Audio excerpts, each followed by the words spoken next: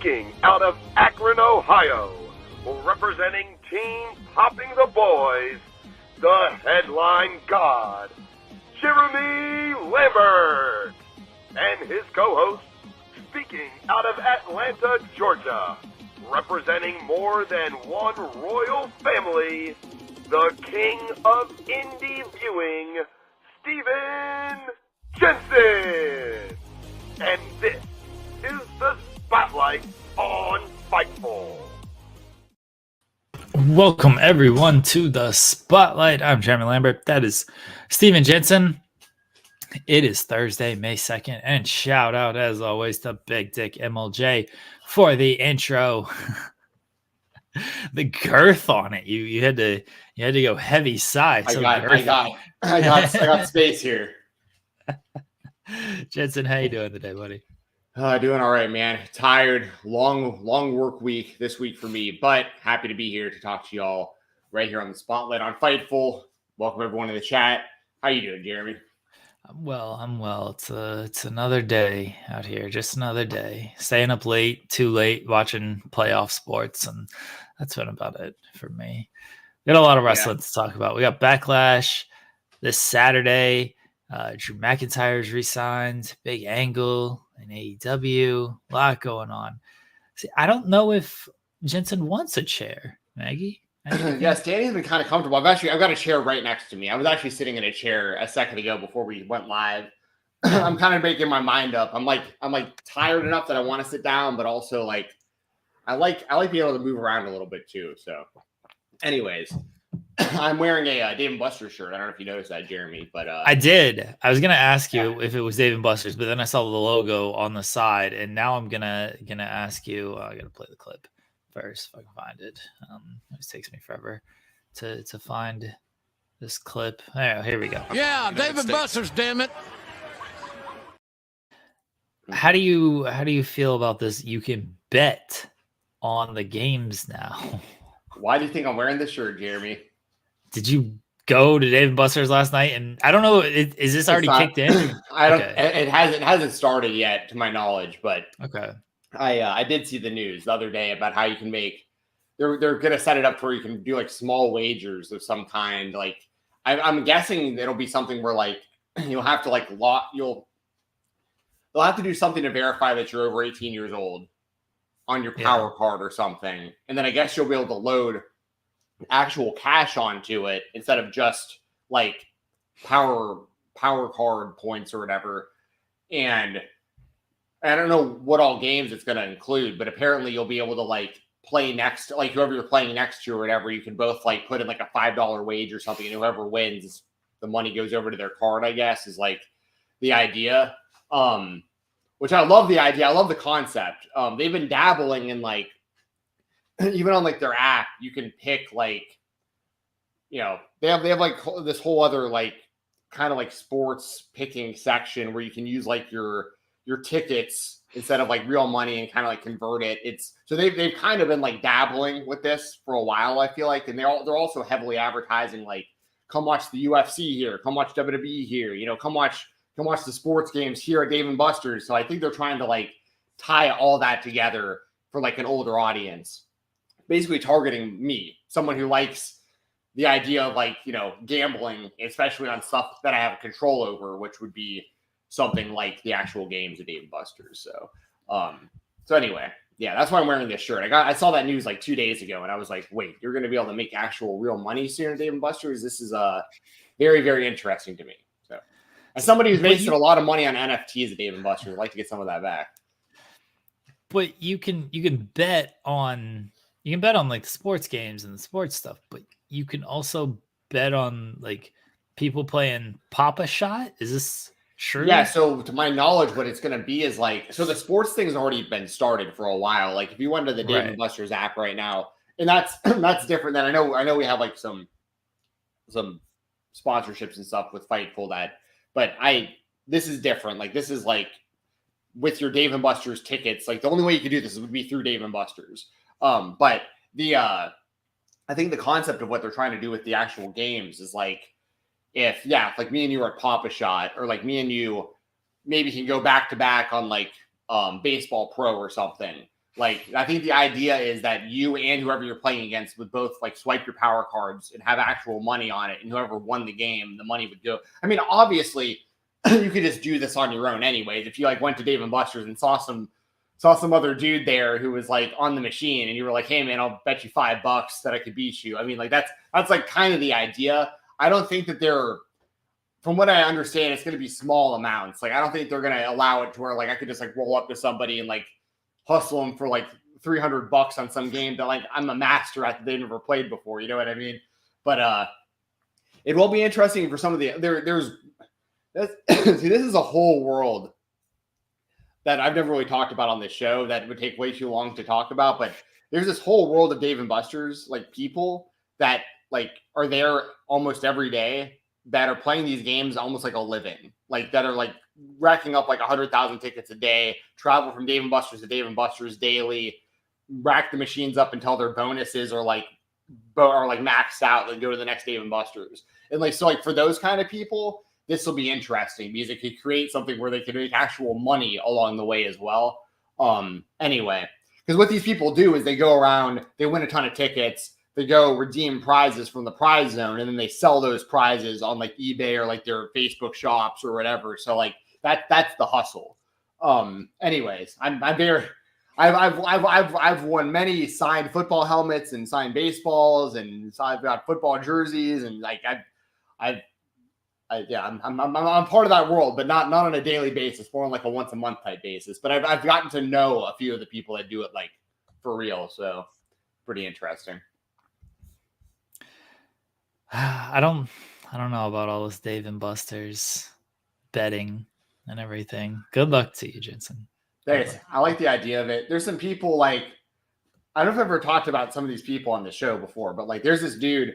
You've talked about people who just like go in there and this is like their livelihood, basically. Yeah, and some of them actually watch Fightful and like know about the show, so some of them might see this. So shout out to y'all, my homies over at Dave & Buster's that I always run into. But yeah, it's pretty cool. Like there's this one dude who my favorite game is Baseball Pro. And Zombie Snatcher is my other favorite game, but that's more, it's a little less skill. That's like knocking stuff into like you're sweeping like tickets into like a puck into like a hole, and like you get tickets based on how many tickets are on the puck. That's a little less skill based. Baseball Pro is like you have like a little bat and you're like swinging and the ball is going into different slots, and like the different slots have, you know, outs, base hits, doubles, triples, home runs and stuff. And I'm really good at that game. And there's this other guy who's always up there who's got to be like 10 years older than I am, if not older. And he goes in there with knee pads. Like he brings knee pads every time because he gets down on the ground to play the machine because it's kind of low to the ground. And me and this guy were like rivals for like years, right? Like because I'd go on the machine, I'd rack it up. My high score is 44, and 16 gets you a bonus, and 16 is hard to get. So I'd go in there and I'd rack the machine up, and he'd try to do the same. We were like rivals for like years. And then we finally like started talking to each other, like just like maybe like a couple months ago, because like we were just both in there and like just kind of put in a situation where like it would have been awkward not to say something to one another. And the guy's like cool as hell, you know, it's like become a friend of mine. It's like, it's so funny. These like, I probably got like 3 good friends that I met through Dave & Buster's that I just met through playing games up there while I'm bored. You know what I mean? So it's kind of like pro wrestling. I've met a lot of friends going to independent wrestling shows because I don't have any other friends that want to go with me. Then I want to make some friends there. So go to Dave & Buster's, y'all. This is a free plug for them. Go win some tickets, win some prizes. Dave & Buster's, damn it. All right, let's get into wrestling. We have a super chat from Chi-Town Spurs. We'll talk about that here in a second. Okay. Guys, you can leave a super chat on this video here. It's down below where the comments are. Get your question, comment, statement read on the air. Leave a thumbs up on the video. Subscribe to the channel if you've not subscribed. Subscribe to FightfulOverBook.com if you've not subscribed over there as well. Now let's start. Let's start with AEW. Over 1 million fans and a great number in the demo tuned in. And it was a great show. And I think it's been a run of great shows. Let's start with this super chat. It wasn't on our list of topics, but Chi-Town Spurs brings it up. He says, guys, I need an intervention. I feel like I'm getting dangerously close to enjoying the learning tree. Take me out of it, please. I think it's fantastic. I'm not the one to conduct this intervention. I don't know if Jensen is either, because he's a long time Chris Jericho fan. Yeah. But I'm enjoying what Jericho's doing, like in a partially ironic way, because I just like the chaos of it all. And I know people aren't like Jericho, but he's leaning into this stuff. He's leaning into everything you dislike about him, and he's trying to make good with it, and he's doing a good job with it. I thought the match last night with Shibata better than any right it had to be, because I know people were like, oh, this is going to not be good. Why is he dragging Shibata into this? Like, they went out there, they had a good no DQ FTW title match. I like it. So I'm the wrong person to conduct this intervention. Sorry, Tom. Try to tell Spurs. Jensen, you gonna try to conduct this intervention with him? No, of course not. As you said, I'm a longtime Jerichoholic, Jeremy. So it's actually. So I'll admit though, up until recently, like I'd say up until the last like few weeks, there was a gap, or there was a period of time, I should say, maybe, I don't know, a few months where I was like everybody else. And I was like, this whole Jericho Vortex thing is like, it's kind of like Cody and AEW to a degree, where it's like the fans are like really turning, and some of the fans dislike Chris Jericho over stuff that doesn't have to do with wrestling. You know what I mean? So there's a lot of like reasons to dislike Chris Jericho that I could understand. That's not even like wrestling related. But then when you add that on top of like his character got really stale, people didn't like the whole thing he was doing with Hook for the most part, or they saw it as very predictable, and they felt like Hook was being dragged into something that he really shouldn't have to be dragged into. And so I was with I'll admit, I was like everybody else. I've even talked about that on this show in like previous weeks, where even I've been like, damn, Jericho, they got to figure something out. This learning tree thing is genius, because this is like if Cody stayed in AEW and they actually leaned into like what the fans were doing, if that makes sense, like to a degree, like, because like Jericho's going out there and he's being, hey guys, like I'm the baby face. Like, I love you guys. Like in his own mind, he is the baby face, but like he knows he's a heel. The company knows he's a heel. He's being presented pretty much as a heel, because he's going to be wrestling baby faces. Big Bill is trying to join up with him. Like, so I really like what they're doing. It's like they haven't turned Jericho. It's like they turned him, but they didn't. Like, he's still doing the same stuff he was doing when he was being cringe in this Jericho Vortex. He even called it the Jericho Vortex. Like, so it's just one of those things where, like, I think that the way, like, Pile Driver Finisher says in the chat, he says, right, like, keep pushing Cody as a face would have been this. Like, kind of, right? Like, that's kind of the idea, I kind of feel like. And I don't think this is based off of Cody. I just see similarities between the idea of, like, this character isn't getting the response that it was initially intended to get, but we're at where we're at. So, like, just lean into it and be delusional. Think that the fans love you and just keep going with it. The funny thing about last night is them being in Manitoba, like, he did get cheered, right? Like, yeah. For real. But outside of this, it'll be fun to see more cities where he goes out there and he keeps changing up his look, doing the short, what do you call them? The small boys or whatever. Going, like, he changed up his gear again a little bit, Jericho. Like, he's always trying to reinvent himself, change his theme song, that kind of stuff. So personally, I'm a bit biased because, once again, I'm a longtime Jericho fan, but I actually think that they're really smart with how they've like done things with this Jericho Vortex, the learning tree. And I think Big Bill is a good addition to that too. I like it. So, and I think Big Bill is going to add to it, because now he does drag somebody else into the Jericho Vortex that is, hopefully Big Bill actually benefits from it. That's been the issue with Jericho, is not a lot of people benefit outside of Jericho too.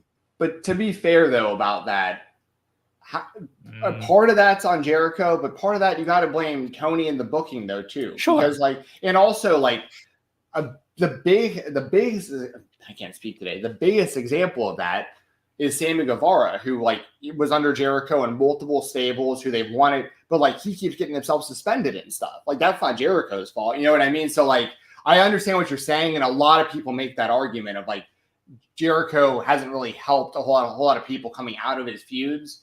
But I also think that part of that is like, well, I mean, if their booking isn't good and like people are getting themselves suspended and stuff, what Jericho's supposed to do, you know? I don't disagree with that because the people Jericho has feuded with, yeah, the follow-up hasn't been good either. And that's not totally Jericho's fault. That's on the rest of the team to book them at a higher level after the Jericho feud. But Jericho doesn't exactly put them over in the best ways a lot of times. Like he ends up sapping some of the heat from them. But I get what you're saying. And again, I don't totally disagree with the level people are at after the Jericho feud. All right, that was not on our list, but there you go with some Chris Jericho talk. What was on our list? The Elite. Last week they took out Tony Khan. He's injured. He had the neck brace on all week, including at the draft.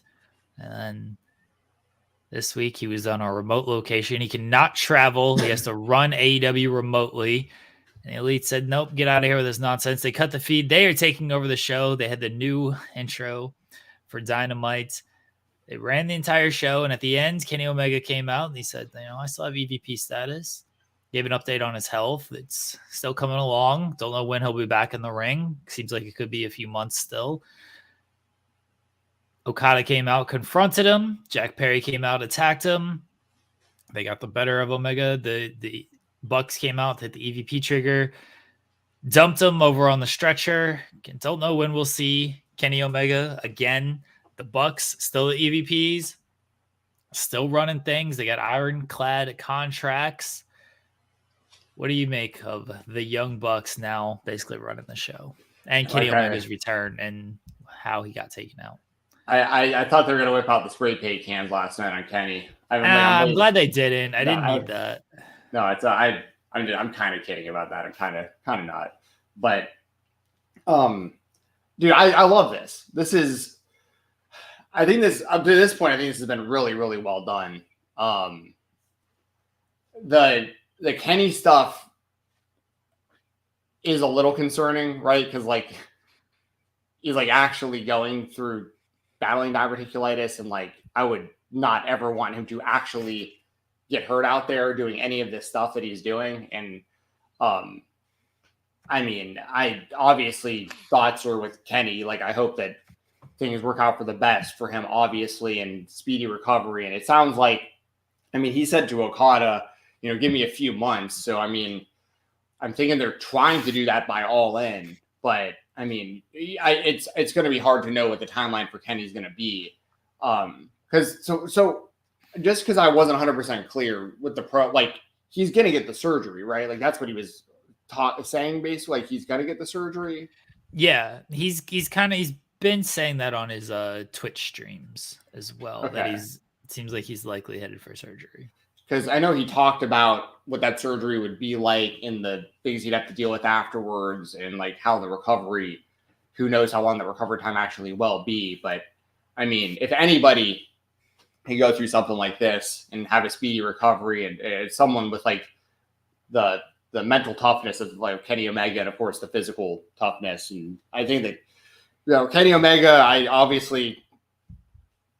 hope that he's back soon, but I just hope he does what he needs to be healthy. That's obviously the most important thing, because what he's dealing with is super serious. It makes it even more wild to think that, like, I know that it may be a little different because I don't know, like, if there's, like, levels to how, like, serious diverticulitis can be. But, like, the idea that, like, Brock Lesnar was the UFC heavyweight champion with that is, like, insane when you think about it. You know what I mean? Like, and he got kicked in the, like, got kicked there while he had it by Alistair Overeem. And like the reason I bring that up is because like Omega was out there talking about like any pressure on that thing, like he could die, and like, so I mean that's super scary to think about. Now that said, I think the actual angle is fantastic. I think what the Elite are doing to generate heat is like it's working. I loved how they changed the intro of the show, like you mentioned.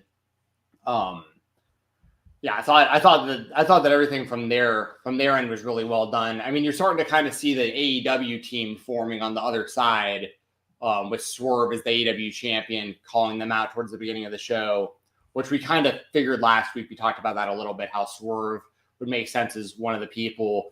FTR came out for the save, which they have a lot of history with the Elite, so I get that, but it would also kind of be nice to see like a different group of people. I kind of feel like against them, but then again, it's still FTR. Like, I mean, I'm not going to knock FTR. FTR. I mean, the crowd wasn't great all show outside of Jericho. They were clearly there to see Chris Jericho. It's a new take on FTR and the Young Bucks, I guess, because of the EVP stuff.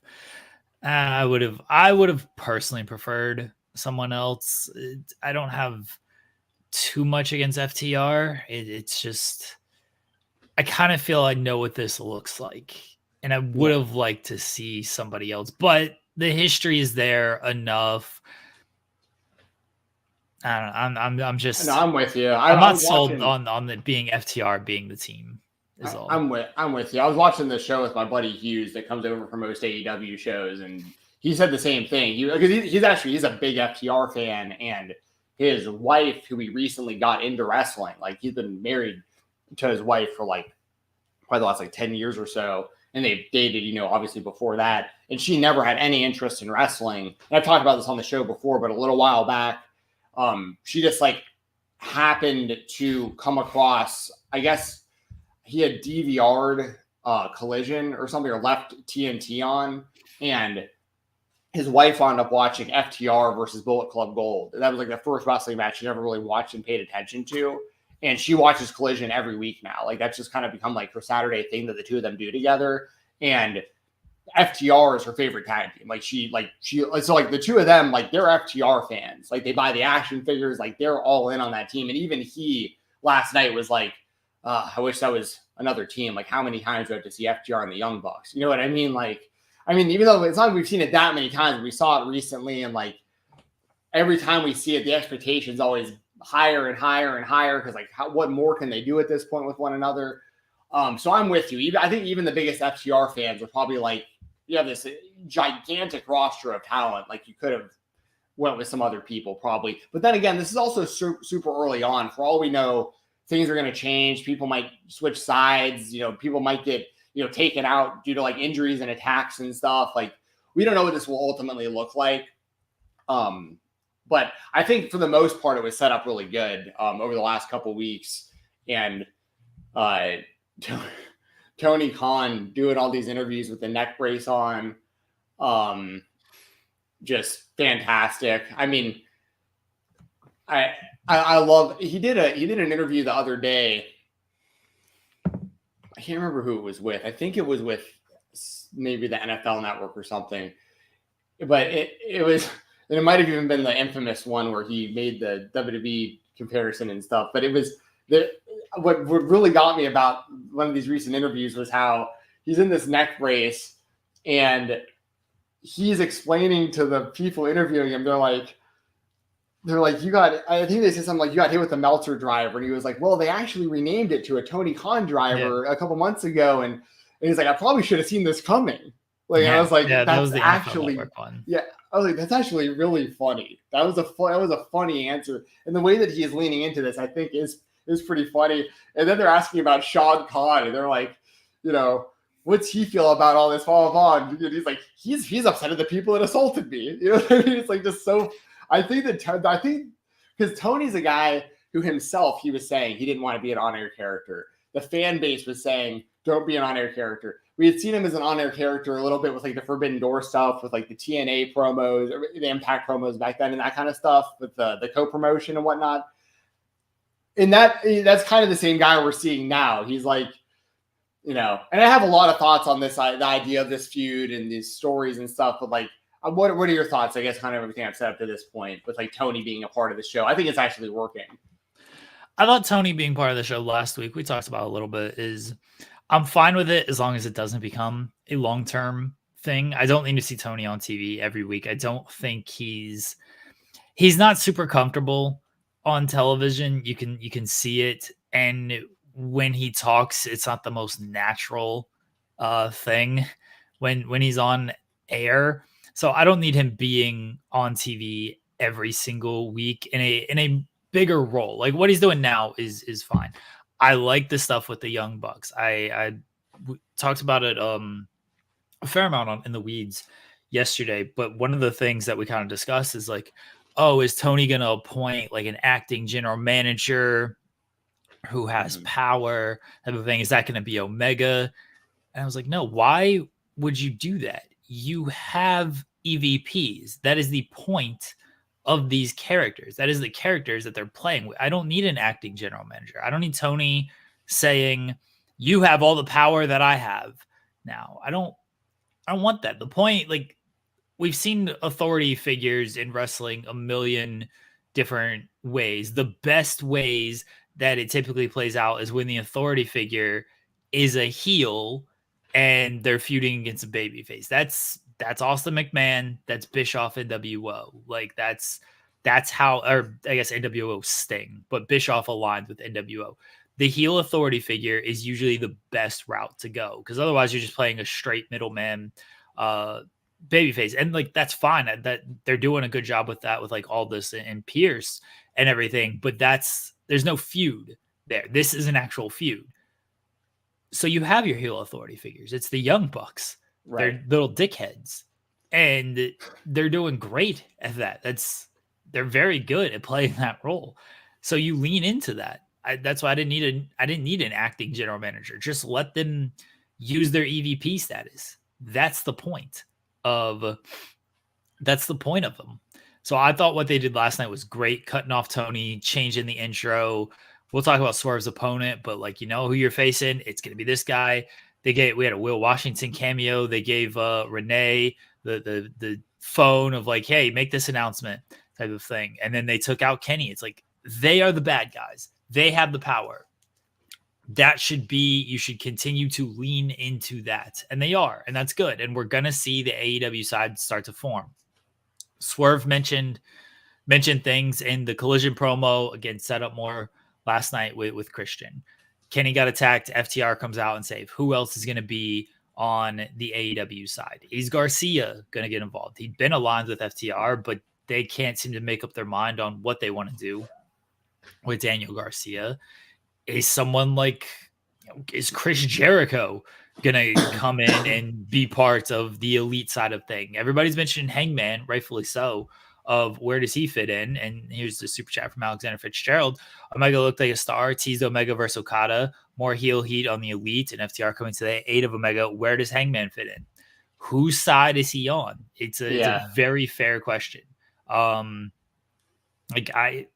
don't know, because he was acting like a heel, but he also got suspended. Does he have resentment over that? It's a very fair question of whose side is Hangman on with all of this.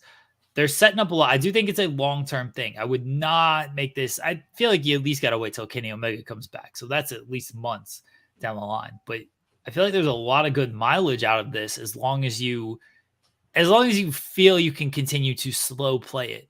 Because I do think one issue that you could run into is it's very tough to want to slow play these things. This is where I give WWE a lot of credit in that they have all this television and they kept the brand split enough to where Roman wasn't on every show and they were able to slow play the bloodline. I know people got sick of it after 4 years, but I think everyone agrees how the payoff was all worth it. It's very easy to want to just go because you have 2 hours of Dynamite, you have 2 hours of Collision, and now with Rampage basically attached to both those shows for the next few weeks anyway. It's easy to want to you have 5 hours of first run television regardless every single week.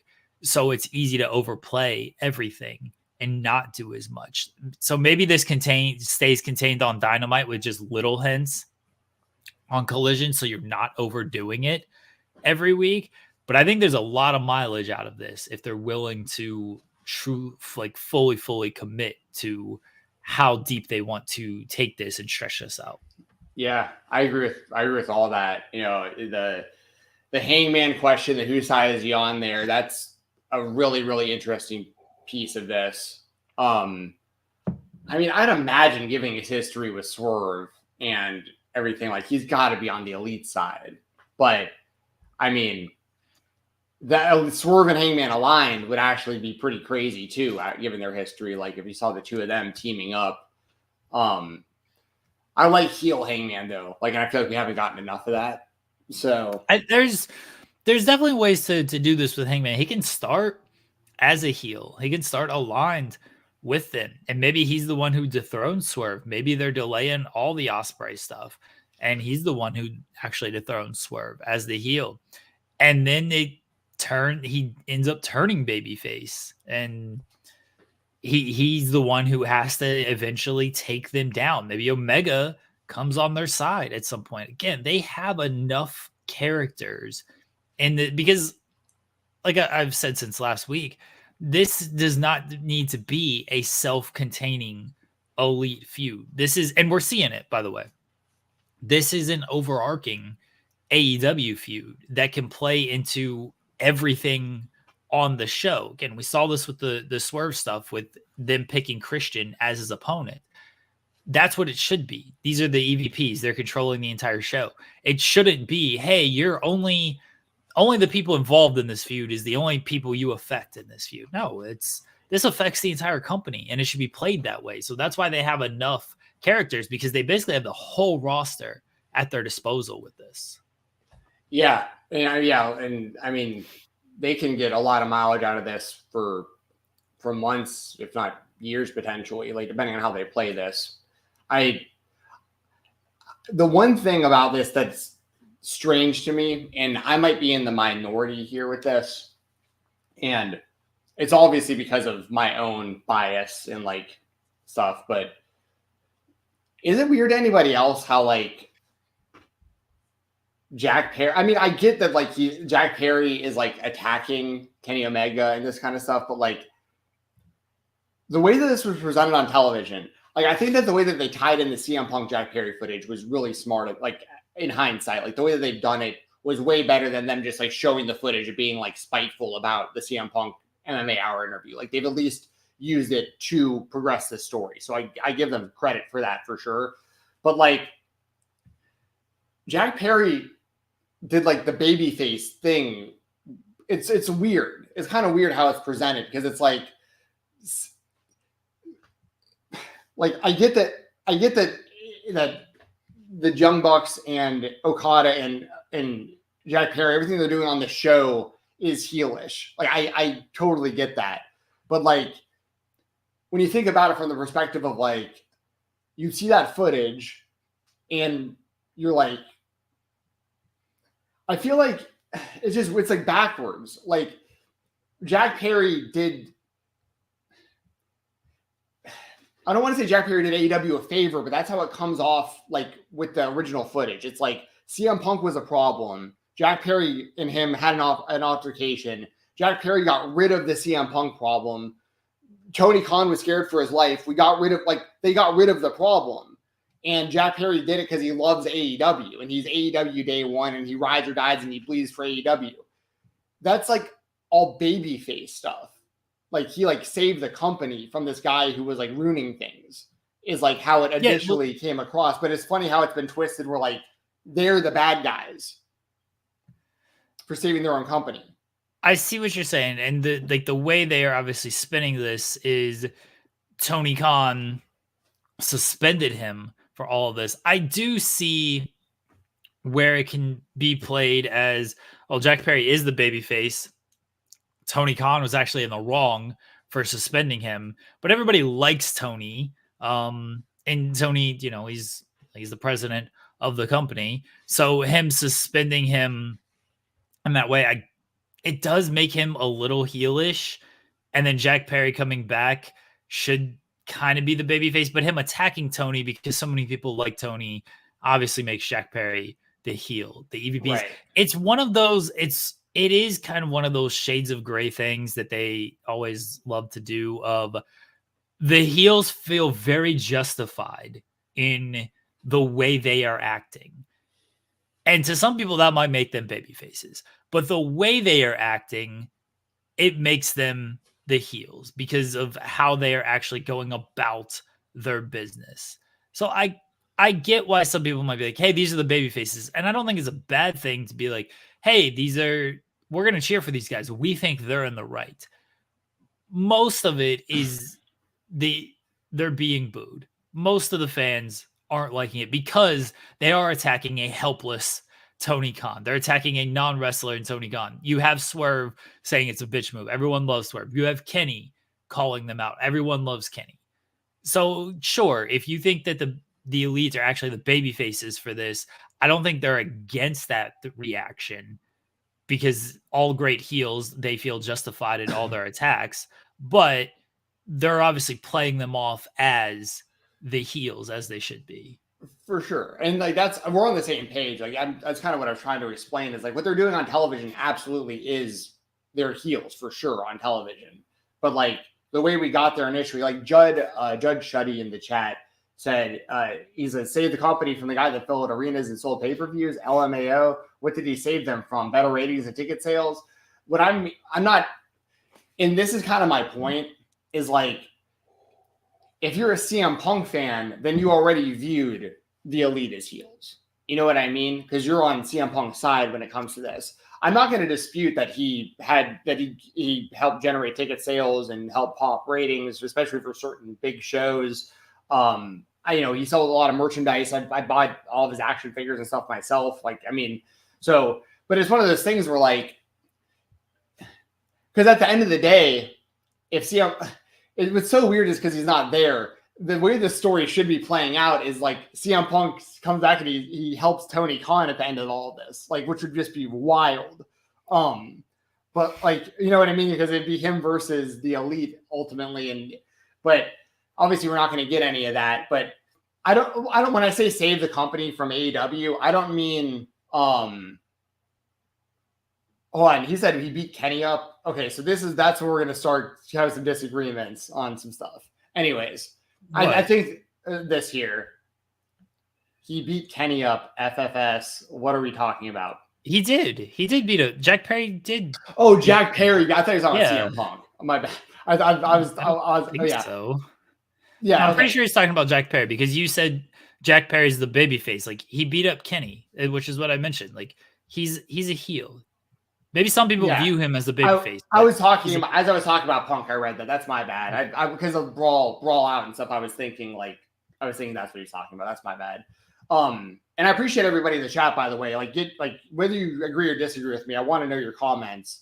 And I agree at this point. Like these guys are the heels for sure. Jack Perry on TV is the heel. Like we're at a point where these guys are heels. I'm just saying from that other perspective, it was just kind of strange how like, depending on how you see the brawl-in situation, the brawl-out situation, and that kind of stuff, that's more what I'm talking about. Like, CM Punk was enough of a problem that Bryan Danielson and this committee and stuff, like, they got rid of him. So, like, how would Jack Perry be viewed as, like, how is he the bad guy for, like, getting rid of a guy who is being a problem consistently? And not just a problem in AEW. I mean, you can go back to IWA Mid-South. You can go back to Ring of Honor. You can go back to WWE. It's like everywhere he's been a problem. That's why you're seeing the people in the WWE right now, like Drew McIntyre.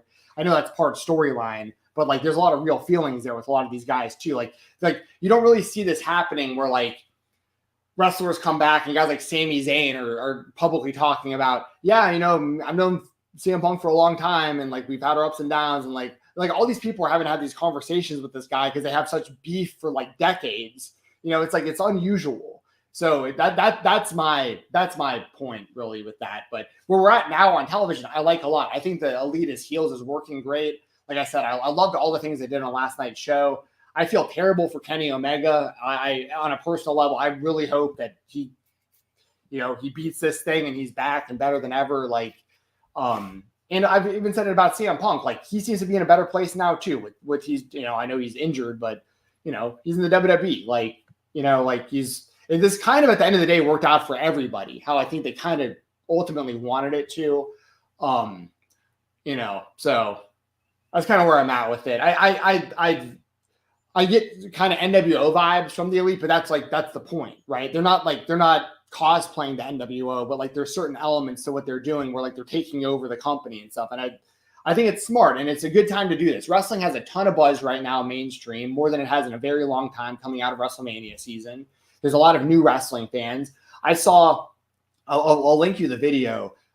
There's this girl I found on YouTube randomly who recorded this video. She had never watched wrestling before in her life and went to like a WrestleMania viewing party for WrestleMania 40. And she gives her thoughts for like a half hour on her experience. And she has become this massive wrestling fan just after watching WrestleMania, just 2 shows. And she's talking about her perspective and her trying to figure out, you know, the relationships between these people and the storylines and all this stuff. And I think there's a lot of people in her boat right now. So like, if you're going to give wrestling a chance and you turn on AEW and you see this, maybe something like this is kind of a storyline that maybe will draw some new fans in too. You know what I mean? So I think everything about this has been really well done. Justin House says, I think Blood and Guts should have been a standalone pay-per-view. Do you think they'll run Blood and Guts at Wembley? They did the Anarchy in the arena with Blood, or not with Blood and Guts at All In last year. I guess Stadium Stampede, I guess, is what they ended up calling it, since it wasn't an arena, it was a Stadium Stampede. Same concept, obviously. I don't know if Blood and Guts probably could be a standalone pay-per-view. I know when they do it, Blood and Guts always feels like a blow off, Right. and I don't think you could blow this off this quickly. So Right. You can do Blood and Guts. You just gotta. I don't think that would be a blow off of this, though. I don't think it should be. Anyway, it could be a continuation of things, and that would be fine if they do Blood and Guts. Maybe that's where the Hangman part comes in. That's when Hangman comes back, and whose side is he on? Because that wouldn't be a blow off. That would be a continuation of things. Maybe that's where they go. Yeah. I'll say real quick in the chat, Lovefro, the girl had some kind of beam. Yeah, it was like a butterfly, I think. He saw the video I'm talking about with this girl. I'm actually going to try to reach out to her and maybe try to interview her for the spotlight at some point. I was fascinated watching this video because I love getting perspectives from people who have never seen wrestling before and seeing what drew them in, what they liked, what they didn't like, what they thought was goofy, what they thought was cool. So yeah, and if you're one of those people, if you're new to watching wrestling and you're here in the chat, please by all means get your thoughts up there, because I like knowing the perspectives of people who've just started watching all the way to people who've been watching longer than I have. It's very interesting to me to see kind of what works and what doesn't. Continuing to play off the Elite in that angle, Christian Cage is challenging Swerve for the title at Double or Nothing. Swerve came out. He got interrupted by the Elite. They said, we got your opponent. He's returning. He's back. Here's Christian Cage. Christian made sense of this, of, hey, you cost me at All In. You lost that match for us. I also didn't forget you beating up my son, Nick Wayne, at his own house. And forget that. So now I'm going to shout out to Christian, dropping a Colorado Avalanche reference in Winnipeg. I appreciated that. The Avs beat the Jets in 5 games, beat them in Winnipeg on Tuesday night. And Christian said, just like the Avs crushed the Stanley Cup championship hopes of the Jets, I'm going to take this title from Swerve. I like the way they set this up, because obviously rankings don't matter anymore. And the last time we saw Christian, he lost on television. All right, Andrew's saying AEW doesn't do long-term stories. This wasn't a long-term story. I don't think when Christian and Swerve teamed it All In, their plan was like, you know what? We're going to get to a Christian Swerve feud at Double or Nothing. This isn't an example of a long-term story. This is an example of playing off history. Every promotion should do this. WWE does this, and people say the same thing about WWE. It's like, oh, long-term storytelling. They called back something that happened 2 years ago. It's not a long-term story. It's smartly playing off history. But let's not pretend like this idea was, hey, when Swerve attacks Nick Wayne in September of last year, when it was, or it had to be before that, honestly, because the Nick Wayne stuff with Swerve and Christian. When he attacked Nick Wayne last year, they were not thinking, hey, at Double or Nothing in 2024, we're going to do Swerve and Christian Cage for the world title. Again, not long-term story, smartly playing off history. But I really like this. Yeah, and I I understand calling it long-term storytelling. I understand technically it's like a callback playing off history. I get that. But I do really appreciate AEW for making these references and callbacks, because it'd be weird if they didn't. Like, if you've been watching the show, because I mean, I've said it 1,000 times, Swerve is a heel. He's just getting babyface reactions. And now at this point he's a babyface. But the fact that what got people to turn him babyface was him threatening literal babies and going and attacking guys like Nick Wayne at their father's, training facilities and stuff like that. Like, that got him over as a babyface, which was very backwards when you really think about it like that. But we're at once again, and the roles have changed. So I like that AEW, acknowledged that, the history there between everybody that was in the ring and involved in that. I mean, Swerve and Nick Wayne have known each other a long time, because I mean, they're both like Swerve got a lot of indie prominence in like the Seattle area and stuff. Nick Wayne's big time out of there. And his dad and everyone like training people out there. Darby Allin is tight with that group in real life. So yeah, I'm interested to see if Darby becomes going to be a part of this story a little bit too whenever he comes back. I hope he's all right. It's like I got hit by a bus. I mean, what the hell? Darby's, I don't know what that guy's made of, but that guy he's just a different type of human being for sure. But yeah, I mean, I as far as like Christian being the number one contender, I'm fine with that. I think that Swerve and Christian will have a really good match. One thing I got to give Christian a lot of credit for is the way in which his peers talk about him as a worker, if that makes sense. Like, there's a lot of people that I've heard in interviews over the years. Randy Orton is a good example of like really high profile wrestlers. And when they're asked like, who's the easiest person to work with, a lot of time people will mention Christian on their list. They're just like, this guy's a genius for what to do, when to do the spots, what to do, what not to do. Like he obviously he's like a veteran at this point. He's been around longer than most people in the game.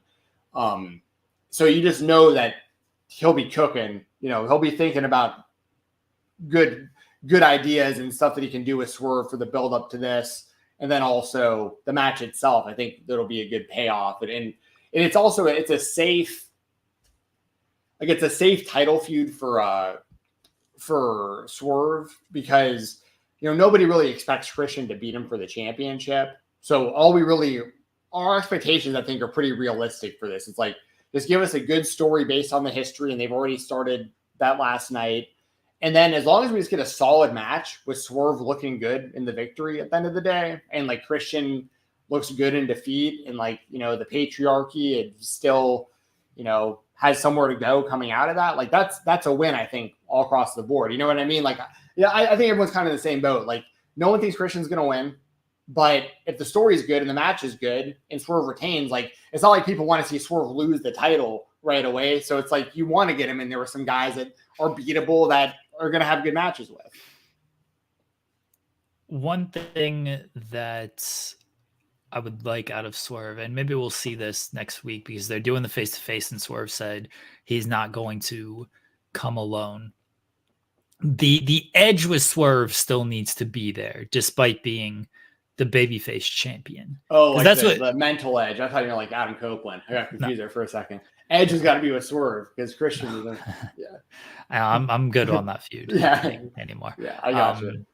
Yeah, I would. Yeah, the edge still needs to be there with Swerve, because that's what got him over in the first place, is attacking babies and breaking into houses and everything. That's why people started to cheer him. So he can't just fall into the, oh, now I'm a babyface with no friends. And, he had allegedly the Mogul Embassy.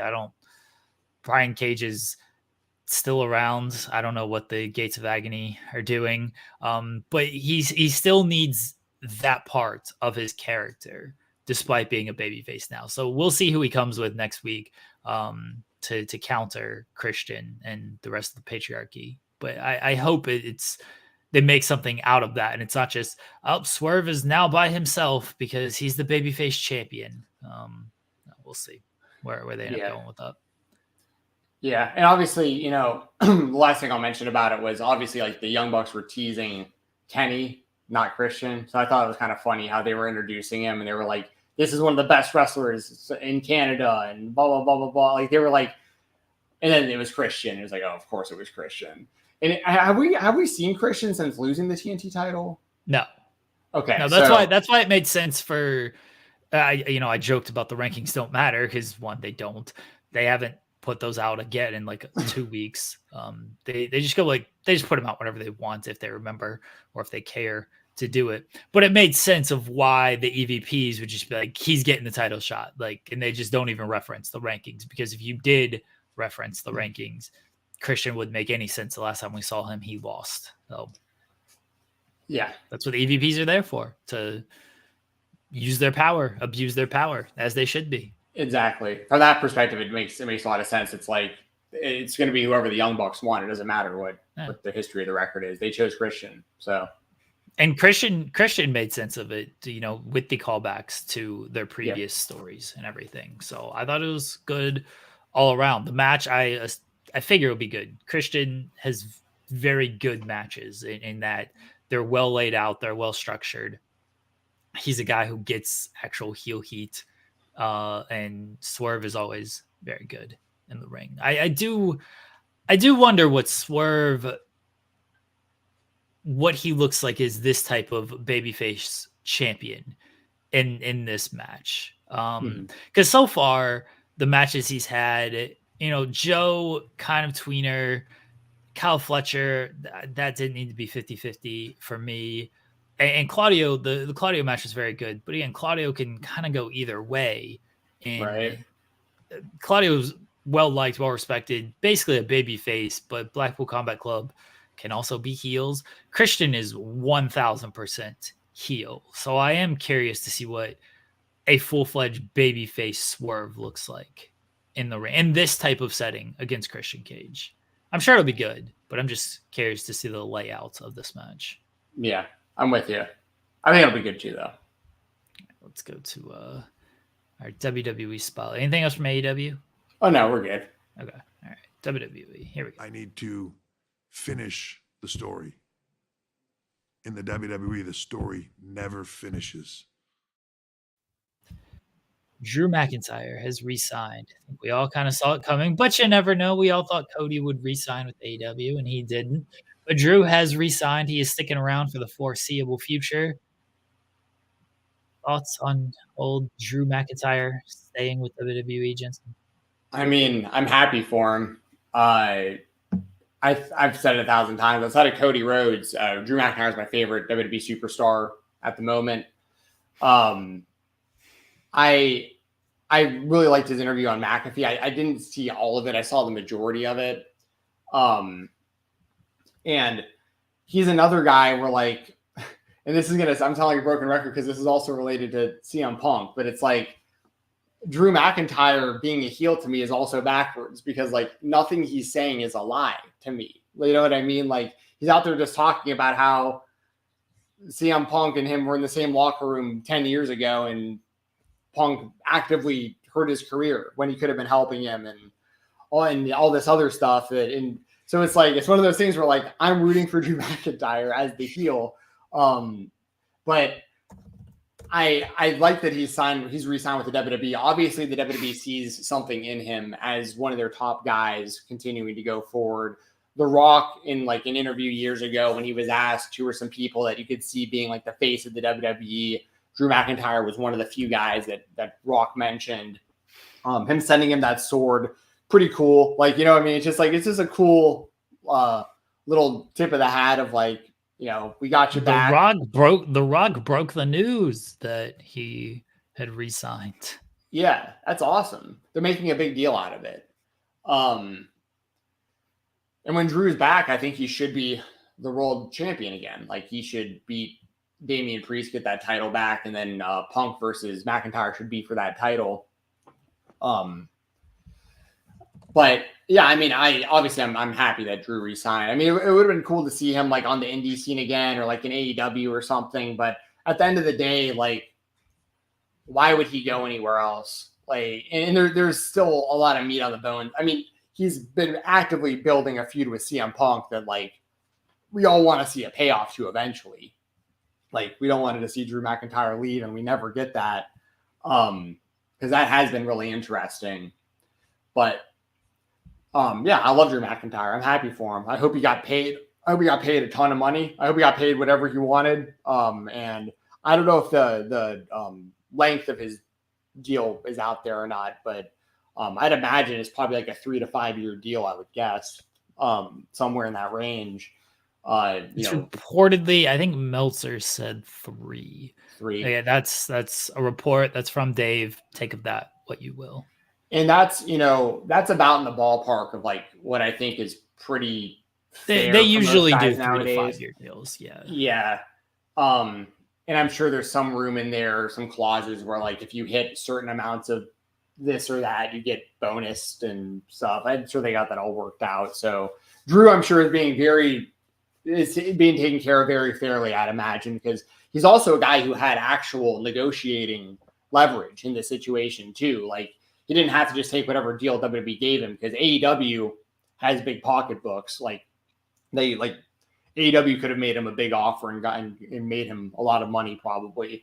He might, he had options. There's other stuff Drew McIntyre can do, but I think at the end of the day, he wanted to stay. The company wanted him to stay. They made it work, and I'd imagine that this has been agreed to some extent for a while, because otherwise, I don't think Drew wins at WrestleMania, even though he lost right away. But like, I don't think he wins that. I don't think they're building this Punk feud. I don't think they're positioning Drew how he's been positioned if they didn't have a pretty damn good idea that he was going to resign soon. So I think it's worked out great for everybody. Like, I'm happy. I'm happy that Drew's staying, and I'm really looking forward to whenever he's back. It sounded like he injured his elbow whenever Punk sweeped his leg out from under him at WrestleMania. But yeah, if you guys haven't seen it, McIntyre on McAfee's show, I'd recommend checking that interview out. It's cool to see him in kind of like a laid back scenario, just kind of talking, but he ties it in with the storylines, and he speaks a lot from the heart, it seems like. And yeah, I like Drew a lot as a performer, but I like him even more as a human being. I'm a very big Drew McIntyre fan, Drew Galloway fan. So I think it obviously made sense that he resigned. I don't know if it was agreed upon previously. Drew said he wasn't going anywhere. I believe that. Drew always felt like a WWE guy based on his return, based on all the media he does, based on just his standing in the company. He felt like a guy that wasn't going to go anywhere. And I don't mean this in a negative way. I'm sure it might be taken in that way, but I don't even know if you can take it in this way. There are levels to AEW and WWE. There just are. WWE's standing is much higher. They got years of history, years of just being around that AEW doesn't have and never will have compared to WWE. Drew, when it comes to media, when it comes to presence and all of these things, like, I don't think he was going to do this indie run had he been a free agent. I just don't think he was going to do any of that kind of stuff. I don't even think he wanted to do like AEW stuff because of where AEW is kind of at right now. And I'm not saying this in a negative way, but AEW's sales and ratings are down compared to where they were. When you are a WWE guy who has now been at this portion, this peak of WWE, it's very hard to see and be like, you know what I'm going to do? I'm going to go to AEW and be part of this system.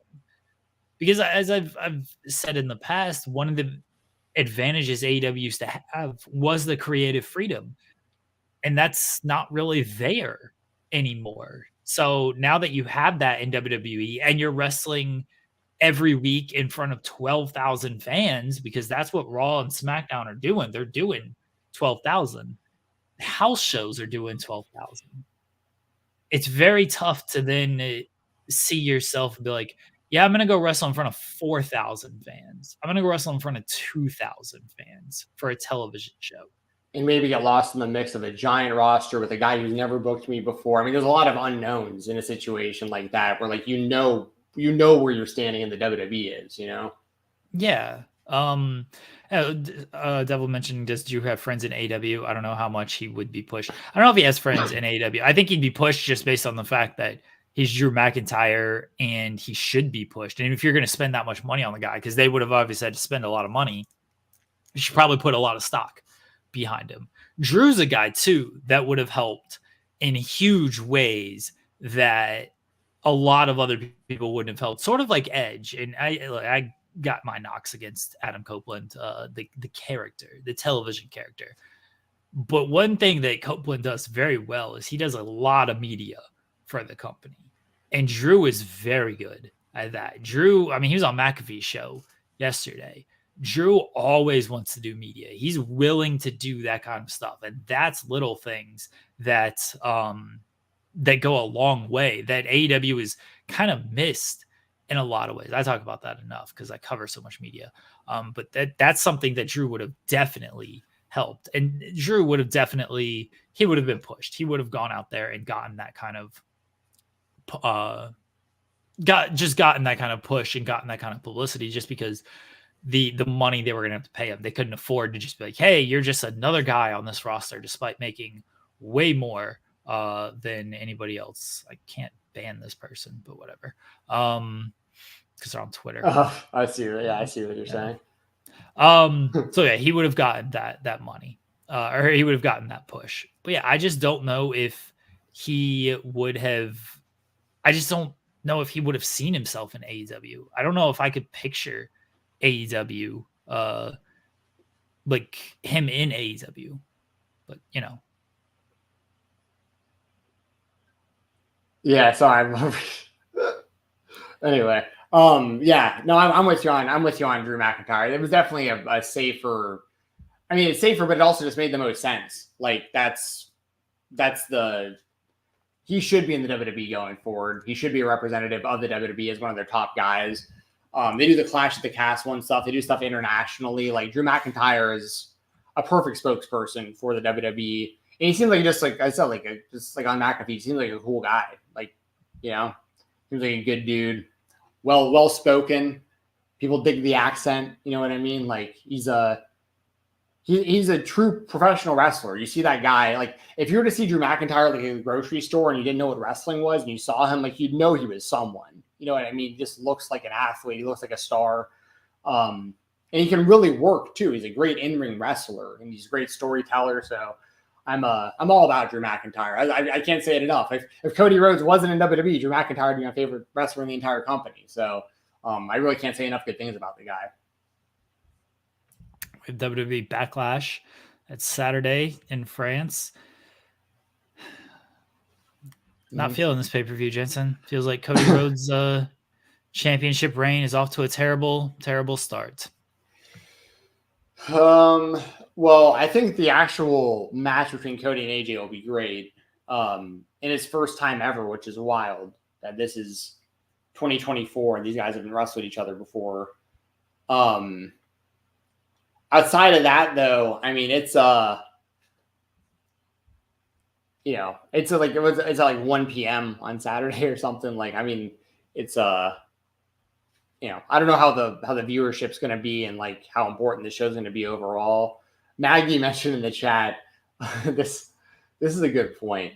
He said he's gone a long way from that fucking sing along at the end of Clash at the Castle, which she's talking about Drew McIntyre singing with Tyson Fury after he lost to Roman Reigns, which I felt the same way after that happened. As a Drew McIntyre fan, that was super cringe. I was like, yeah, that made everyone look super goofy. I felt like you just lost the biggest match of your life in front of like your home crowd, pretty much this massive stadium of your people, and like you just kind of shrug it off. Yeah, I took the L, but like let's all have a good sing along and end the show. I thought that was bad as well. But as far as this show goes, I am looking forward to AJ versus Cody. I obviously expect Cody to retain. I think Damian Priest versus Jey Uso, excuse me, will be solid as well. But like I'd expect Damian to retain there. Bayley, Naomi, and Tiffany. I'd imagine Bayley retains. Like I don't think we're gonna get like any title changes on this show coming out of WrestleMania. Then we'll get some good matches. The women's tag titles might change. I actually don't have that match in. Never mind. Yeah, the Kabuki Warriors versus Belair and Jade. That's a good call. That one I could see. The only other match that I have is is Orton and Owens versus Sikoa and Tonga, which will be Tonga hasn't wrestled yet on WWE TV, has he? On TV, no. So that'll be cool to see how they present him in the ring with Solo. So I mean, it's an interesting show. You know, I don't think it's like a bad show. It's just, you know, it's an international show. It's going to be in the middle of the afternoon on a Saturday. I just feel like they don't put as much. I mean, they make a big deal out of like the Saudi shows, I guess, to be fair and stuff. But like, this just doesn't feel like it. Let me put it this way. Up until like a few days ago, I completely forgot that was like, this was this weekend. You know, I was like, wait, this is already coming up. Because I still feel like we're just, you know, I feel like we're still in like WrestleMania mode. Like Cody just won the title. Like, give me a little time to kind of simmer and like get to the next big feud. But I do like that AJ is the opponent. I think the match is going to be great. They have,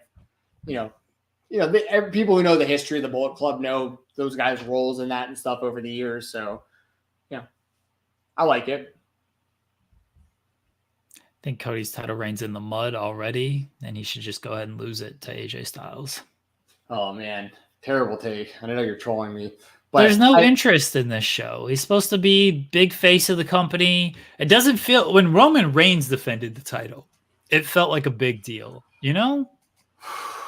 Cody, oh cool, let's have a 50-50 match with Carmelo Hayes. That got a lot of people interested. That was a decision for sure. Will McLean says the crowd will make the pay-per-view seem better than it is. That's fair. That's true. The crowd when they do these international PLEs, the crowd is a big part of it. Like the Puerto Rico show with Bad Bunny and Damian Priest. Yeah. That crowd was incredible. That was one of my favorite pay-per-views in years, mainly because of the crowd reactions. Excuse me. So, but no, I understand like this pay-per-view has like very little buzz. Like I said, I forgot it was even happening until the other day. But I'm not going to knock the idea of AJ Styles versus Cody Rhodes. I think that's a great matchup. And if I had like a list of my favorite wrestlers in the WWE, Cody, Drew, AJ's way up there. He'd be in my top 5 still to this day. I think AJ's generational talent. So I think this match is going to rule. I think the match will be good. We got to be honest about where AJ is in his career at this point. He's obviously not a bad wrestler. He's a different wrestler than I think we all like to remember from 2005, AJ Styles. He just wrestles a much safer, toned down style, as he should, given his age. I don't think anything's wrong with that. He's obviously the athleticism has gone a little bit. That's what happens when you get older. I think it'll be very good though, because AJ knows this style very well. He knows how to work to his current abilities. Cody is good at laying out matches. AJ is obviously great at laying out matches. I think it'll be a very good match. I'm not expecting a 5-star classic. I think the biggest thing they have to do is create the drama, because I don't think anybody expects Cody Rhodes to lose. He should, right. But I don't think anybody expects No, I said right as far as no one expects him to lose, but he definitely shouldn't lose. He should lose. It's similar to the Swerve and Christian thing to a degree. Like this is a safe, like you're going to get a good match. Cody's going to retain. What more can you really ask for? They got to creating the drama of, oh, maybe AJ will win will be the biggest goal for them, is selling a potential AJ Styles victory. Because right now, I'm not sold on anything with AJ. Like, I'm sold on Cody losing just because the reign has just been, here he is in his suit and talking. Goodbye to Raw. I want to be a champion who shows up on every show, but I'm only going to be on SmackDown. I want to wrestle everybody. Oh, let me have this subpar match against Carmelo Hayes. Triple H, I love you, Triple H. You're so great to me. Well, this is going to be... Am I wrong? No. Isn't this what he's been doing? So with AJ, like you said, if they can just get us to the point a few times during the match of you thinking that like AJ is actually going to win, that's a giant win in itself. Like AJ hits a nice Styles Clash reversal, and people like think it might be 3. It's a nice phenomenal forearm. People might think it's 3. You know, can Cody show some fire? Like, why doesn't he bitch slap AJ Styles before this? Dude, AJ's bringing up his dad. Everyone just brings up Cody's dad. It's so lame. Even Cody says he's sick of it. If you're really sick of it, slap the dude. Instead, he just stands there like. Cody can. That's what he does. That's a Cody fish. That's actually pretty good. Cody is able to harness and control his anger because he knows that he has a match with this person coming up. And it's lame though.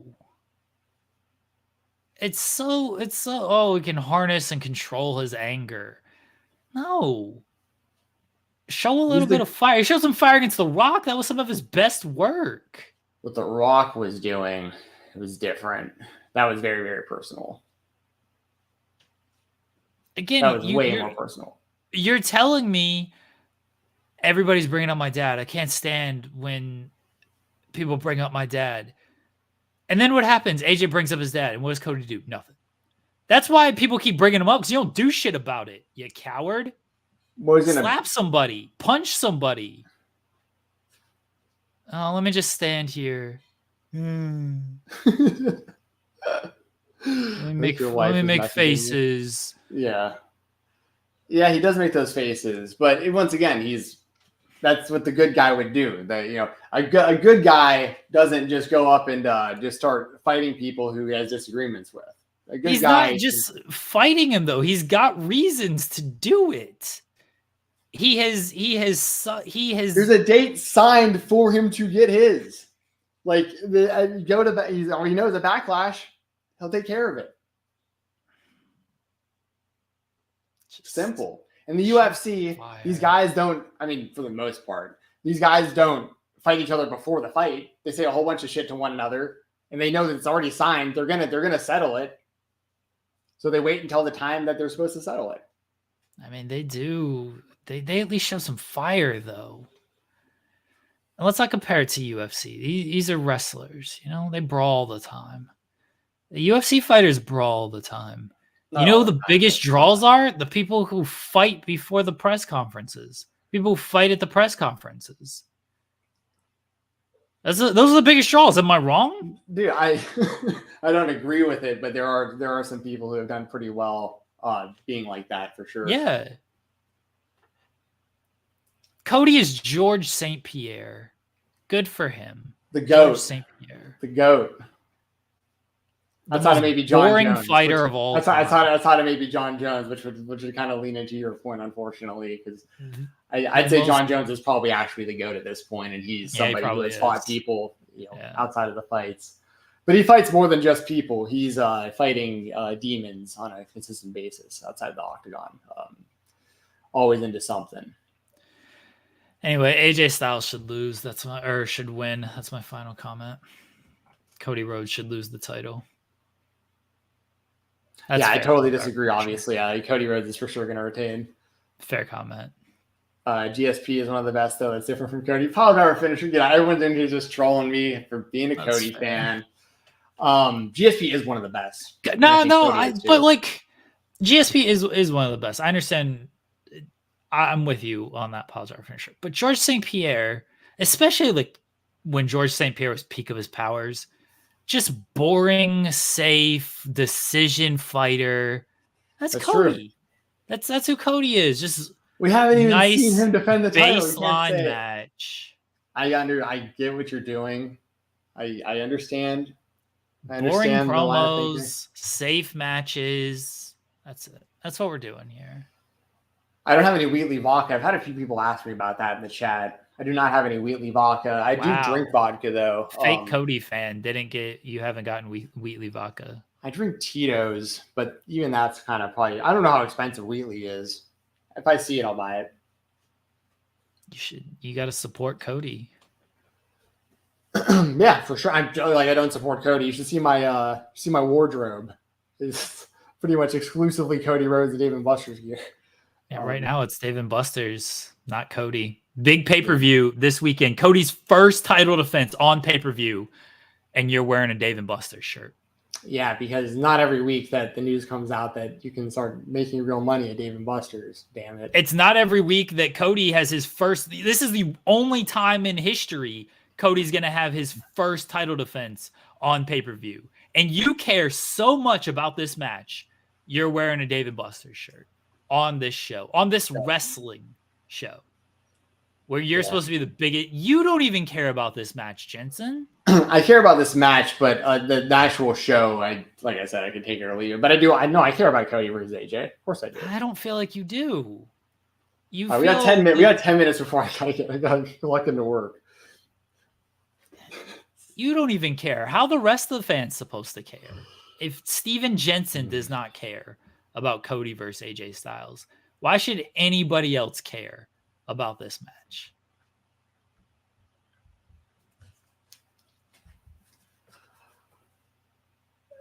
You want to move on? I could do this all day. I mean, I could do it for about another 9 minutes. So our product is what it is. We're going straight up the middle.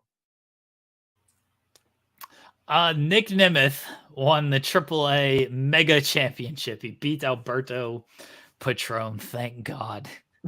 What are your thoughts on Nic Nemeth winning this match? Yeah, there's honestly not a whole lot to say, other than we just kind of wanted to give the shout out to Nemeth for winning this championship. He's been on a good run since leaving the WWE. It's a run that he's been wanting to.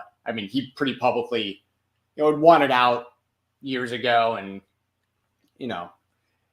it's cool to see him kind of going out there and accomplishing some stuff that he wasn't able to even attempt while he was locked down to the WWE for so long, being underutilized for most of his tenure there.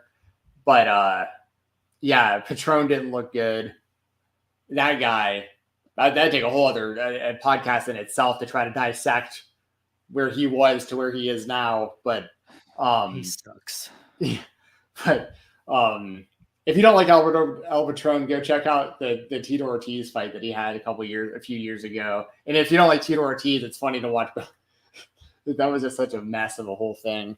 Or if you really don't like him, go check out his fight with Crow Cop when he was wearing the headgear mask thing. Crow Cop. For people that know Crow Cop, Mirko Crow Cop, the actual one of the best strikers in the history of heavyweight MMA, fought Del Rio when he was Mascara Dorada or whatever. And he wore if I remember correctly, he wore a lucha mask with headgear type thing. And Crow Cop barely caught him with the head kick. He just glanced him and knocked him out cold.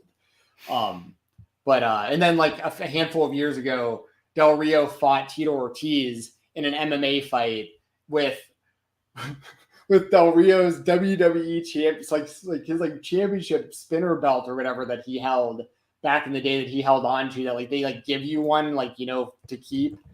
He put that on the line against Tito Ortiz's version of his UFC championship. It was title versus title in this MMA fight. It was so cringe, and Tito just destroyed him in a minute.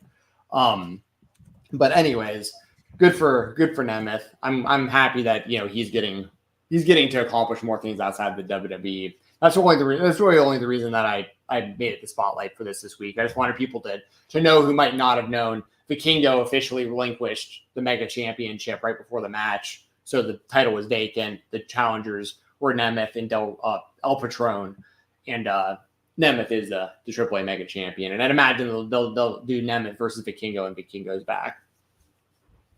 Yeah, whenever Vikingo is back, that was a pretty gnarly looking knee injury. So it feels like he might be out for a little while. I think the biggest thing with Nemeth is he's also a New Japan champion, and AAA and New Japan working together is not a thing.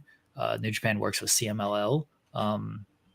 So I don't think there's going to be any blending. Obviously, I figure when he's on a AAA show, he'll have the AAA title. When he's on a New Japan show, he'll have the New Japan title. He might lose the New Japan title to Tanahashi this weekend anyway. But just very interesting that he holds titles in both companies, considering both those companies do not work together. Very rare something like that happens. Usually it's partnership with companies, and you're holding the titles in separate companies. But very rare you're going to see someone hold a New Japan title and a AAA championship. True. And then I was saying Nemeth also could wind up winning gold in TNA soon enough. So, like, who knows? Well, good segue. He's not on TNA Under Siege tonight or tomorrow night, whenever the show is. Tomorrow night. He was supposed to be part of the 6-man tag, and then he got injured or he got taken out by the system. The truth is that he was in Japan. That was weird that they even announced that. Yeah. And then immediately took him out. I don't know if they were just we're going to tease Nemeth, but then no, he gets taken out. We all knew he was going to be in Japan for this show. So why announce it? I guess they just want to do the angle out of it. Regardless, he's not on Under Siege because he will be in Japan. Under Siege is tomorrow. It's a show. They just had a pay-per-view 2 weeks ago. I don't know. Do you have anything to say about this show? You're the one who chose this as a spotlight. I will say, Hammerstone and Jay something I'm looking forward to. I think that'll be a good one. That's something I haven't seen before. I don't think I've seen the two of them wrestle each other. The Jordan Grace and PCO versus SDL and Khan, that's interesting. I think Jordan Grace will get a lot of offense in on Khan. It'll look pretty cool. Ali versus Ace Austin will be a great in-ring match. Spoiler alert. Yeah. I'm assuming that it's going to be a great match between those two. Ali versus it's Ace Austin or Trey Miguel. They're wrestling tonight to see who gets a title shot. Oh, my bad. Sorry, y'all. I forgot that airs tonight, right? So we just said it tonight. Yeah. Sorry about that. Spoiler alert. My bad, y'all. Mustafa Ali versus unnamed opponent should be pretty good. You're worse than Tony Schiavone. Tony Schiavone on Saturday. My bad. They tried to set up that House of Black. Oh, Adam Copeland, which member of House of Black is he going to face? And Schiavone's like, Adam Copeland gets Buddy Matthews. And then last night on Dynamite, which member is it going to be? Who's it going to be? Which House of Black? Oh, it's Buddy Matthews. It's the guy Tony Schiavone told us it was going to be on Saturday. Right. So, yeah, that's my bad. I honestly feel like, though, if you follow TNA, you probably already knew what was going to be happening, but maybe not. I'll also mention, Ali, we talked about the interview you guys are going to hear in a minute is with Mose, and we talked a little bit about Action's Forever event. It was their 6-year anniversary, and Manders won the championship, the Action Wrestling Championship of Alex Kane on that show, which we talk about. We kind of, in lieu of using that as a spotlight, you'll hear that interview here in a second. But the reason I bring that up is because Mustafa Ali also wrestled Landon Hale on that show, and there was reports that had come out that weekend. I believe they're from Body Slam, about how Ali apparently was refusing to job in New Japan and this kind of stuff. And I think I don't know if this was related or not, but it kind of felt like it was. Ali wrestled Landon Hale, and it was a really damn good match, and Ali won. It was the X Division Championship was on the line at Action Wrestling. Of course Ali was going to win that match, but he grabbed the microphone afterwards, and he said something to the effect of hey, I'm going to do the biggest thing I can do to try to help put someone over, and I'm going to give you the ring. So after he won the match, Landon got the ring to himself, and Ali led the Landon chants with the crowd. So it was one of those things where Ali almost to me was saying I shouldn't really be losing right now, but I'm also, it's not that I'm not willing to put people over. It just it has to make sense. I'm not going to lose this match, but the other person's going to look good. I'm going to do everything I can to help this other person. So I just wanted to kind of throw that out there too. And I think that Ali versus whoever he wrestles at Under Siege is going to be a really good match. I mean, there's good stuff on the show. It'll be interesting to see the broken Matt Hardy with Speedball Mountain stuff because they're building Matt Hardy and Moose for the title, seemingly. So, you know, that's just kind of where I'm at. I mean, it's kind of not a huge show, not a whole lot of hype for this thing, but I mean, it'll probably have some solid matches. Like I said, I think that all these matches, and I think Hammerstone versus Jake something will both be really good. I'm sure it'll be a fine show. I don't need them doing these shows 2 weeks after they do a show. Right. They do this that's every the single problem. time. That's the problem, for sure. They do this every single time, and they got. If this same card was like a few weeks from now, I'd be a little more. You know what I mean? Even if it was the same as that card, just we gave us a little bit more time from the pay-per-view till then, it'd work out better for sure. Yeah, they got to space it out. I want to give a big motherfucking shout out. Indie Spotlight, Jordan Oliver, Griffin, McCoy, JCW, the strong silent type. We finally got Griffin McCoy defeating Jordan Oliver. Jensen, I know you were very excited about this. Yeah, very happy for our boy Griffin McCoy. I love Jordan Oliver as well. We just haven't been able to get him on the show. But as I told Griffin, he that jerk lost me some money during the J Cup. Are you betting on wrestling? Don't do that. I didn't actually. I'm just kidding. But that's what I tell him all the time because I had him winning the entire tournament. He got knocked out in the first round by Jordan Oliver because he didn't protect his dick and he got kicked in the dick. But he kind of deserved it because he was cheating before Jordan cheated. But this match was great. I especially liked when they did the spot, like the vertical suplex over the top rope, and their feet hit the chandelier and knocked the lights out of the place. That was pretty cool. The finish was great. Jordan basically is like face down on the ground, and Griffin had like torn the ring up, like undone a lot of the turnbuckles and the ropes and stuff. And he used the ropes like to wrap him around Griffin wrapped him around Jordan's neck, and basically like almost like a camel clutch, just pulled back, and Jordan was out cold.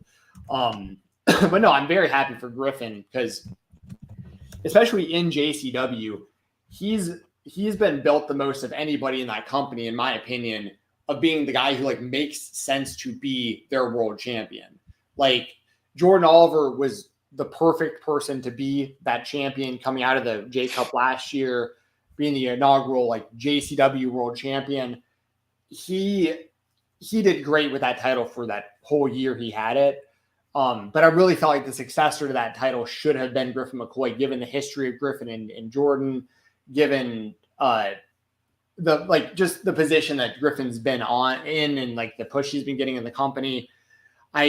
So for him to finally get that win over Jordan is very big because Jordan also is on to kind of not necessarily bigger and better things, but like I could see Jordan Oliver becoming like the GCW world champion at some time in like the near future, potentially. Like I can see him maybe being the one to dethrone Blake Christian at some point and stuff. So like, or maybe he'll be the one to dethrone Mance Warner eventually, whenever he gets it or something. So like, I think that this is a good step towards Griffin because, you know, the current champion is Masha Slamovich, and I love Masha. And you got good options there because like I like Matt Mikowski and Masha got a little history, and Mikowski's been doing more in JCW lately, and I could see him being a big contender. And I love Mikowski, obviously, but like I think this win with Griffin over Jordan is kind of that boost he's going to need to maybe get back in the world title mix. And I could see Griffin maybe beating Masha for that thing potentially at some point in the future. But yeah, congratulations to Griffin McCoy. This is a win that he has needed in JCW for a long time, and he finally got it. Jensen, anything else before you have to go here? No, I got to go clock in for the shoot job. I am already late, so I appreciate y'all in the chat. I appreciate you, Jeremy. And as part of that's on me. I decided to talk about DMBs for the first like 10 minutes of the show. So that's partly on me for running out of time. But I hope y'all enjoy this interview with me, Jeremy, and the returning jumping Johnny Mosley talking about KOBK One More. We got a whole lot of indie talk. It's like an hour-long interview. Hope you guys like it. If you want to follow me on X, it's @FightTalk_. Use code FightTalk and IndependentWrestling.tv and listen to this the Weekender, Fightful Select Weekender podcast. That'll probably be on Sunday this weekend. So keep a lookout for that when it drops. And yeah, hope you guys have a good rest of your Thursdays. Enjoy Cody Rhodes' first title defense on pay-per-view that you're clearly not excited for, and I don't even think you're going to watch live. Well, so the one thing about that is I have like months ago, actually for years, I've been dealing with that my ceiling. There's like the leak from my ceiling that like every now and then. So it's my roof's been fixed, but the inside of my ceiling, they need to like redo like the actual interior. And I've been canceled on like 3 weekends in a row. And they're saying they're going to come on Saturday. And I forgot the Backlash for Saturday. So I'll probably be watching the show in my living room while this dude's working on my ceiling. So it'll be kind of awkward, but I'm still going to be watching it. Don't worry. Go Cody. Looking forward. I gotta clock in for work. I'm super late. See you guys. Have a good day. It's going to be very sad when there's going to be tears coming from your ceiling and your eyeballs at the same time. Oh, my God. All right. Yeah. All right. See you guys. Let's get into our interview with Mose. He's been on the show multiple times. They got a big show, KOBK One More, on Friday. Right now, the only way to watch the show is to be there live, but it will be streaming for IWTV. It'll be up at some point. We'll let everybody know when it's up, but Mose is always very generous talking to us. So we talk a lot about KOBK. We talk about reality television. We talk about the Kendrick and Drake beef. This was recorded on Tuesday, so it was fresh off of Kendrick releasing Euphoria. Always fun with Mose. Here we go in the creators spotlight. Our good pal Mose.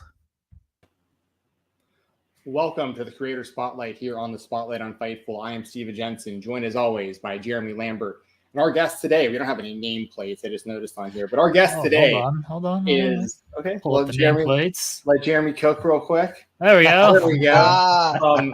If you didn't already know, if you've never seen the show before somehow, and you've never seen this man, Mose is joining us once again. John Mosley, probably the guy we've had on the show the most of anybody. The only person, the only other person that rivals it at all is Cole Radrick. He's the only person that's got to be somewhat close. Yeah. Y'all are right around the same like 6'7" appearance mark. But John Mosley, if you guys don't know, aka Mose, aka Jumpin' Johnny Mosley, he's kind of a king of all trades at this point on the independent scene. You may have seen him as a commentator. You may have seen him as a ring announcer. But today we're going to talk about him as a promoter, and we'll talk some ring announcing and some other stuff, I'm sure, as well. But he is promoting a big show coming up this weekend, this Friday, from the Cobra in Nashville, Tennessee. We got KOBK One More. Mose, how you doing, man? Thanks for joining us again. Excited, man. Feeling great. I was telling Jeremy that this feels like a busier week compared to other shows, but everything's been like, knock on wood, everything's been smooth so far. Just feels very, very busy for this early in the week. But yeah, Friday will be here quick. Everything is going the way I could ask.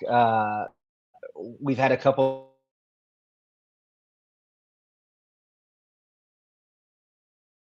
It's been over a year, guys. Like, this is our first show since last January, and I'm ready.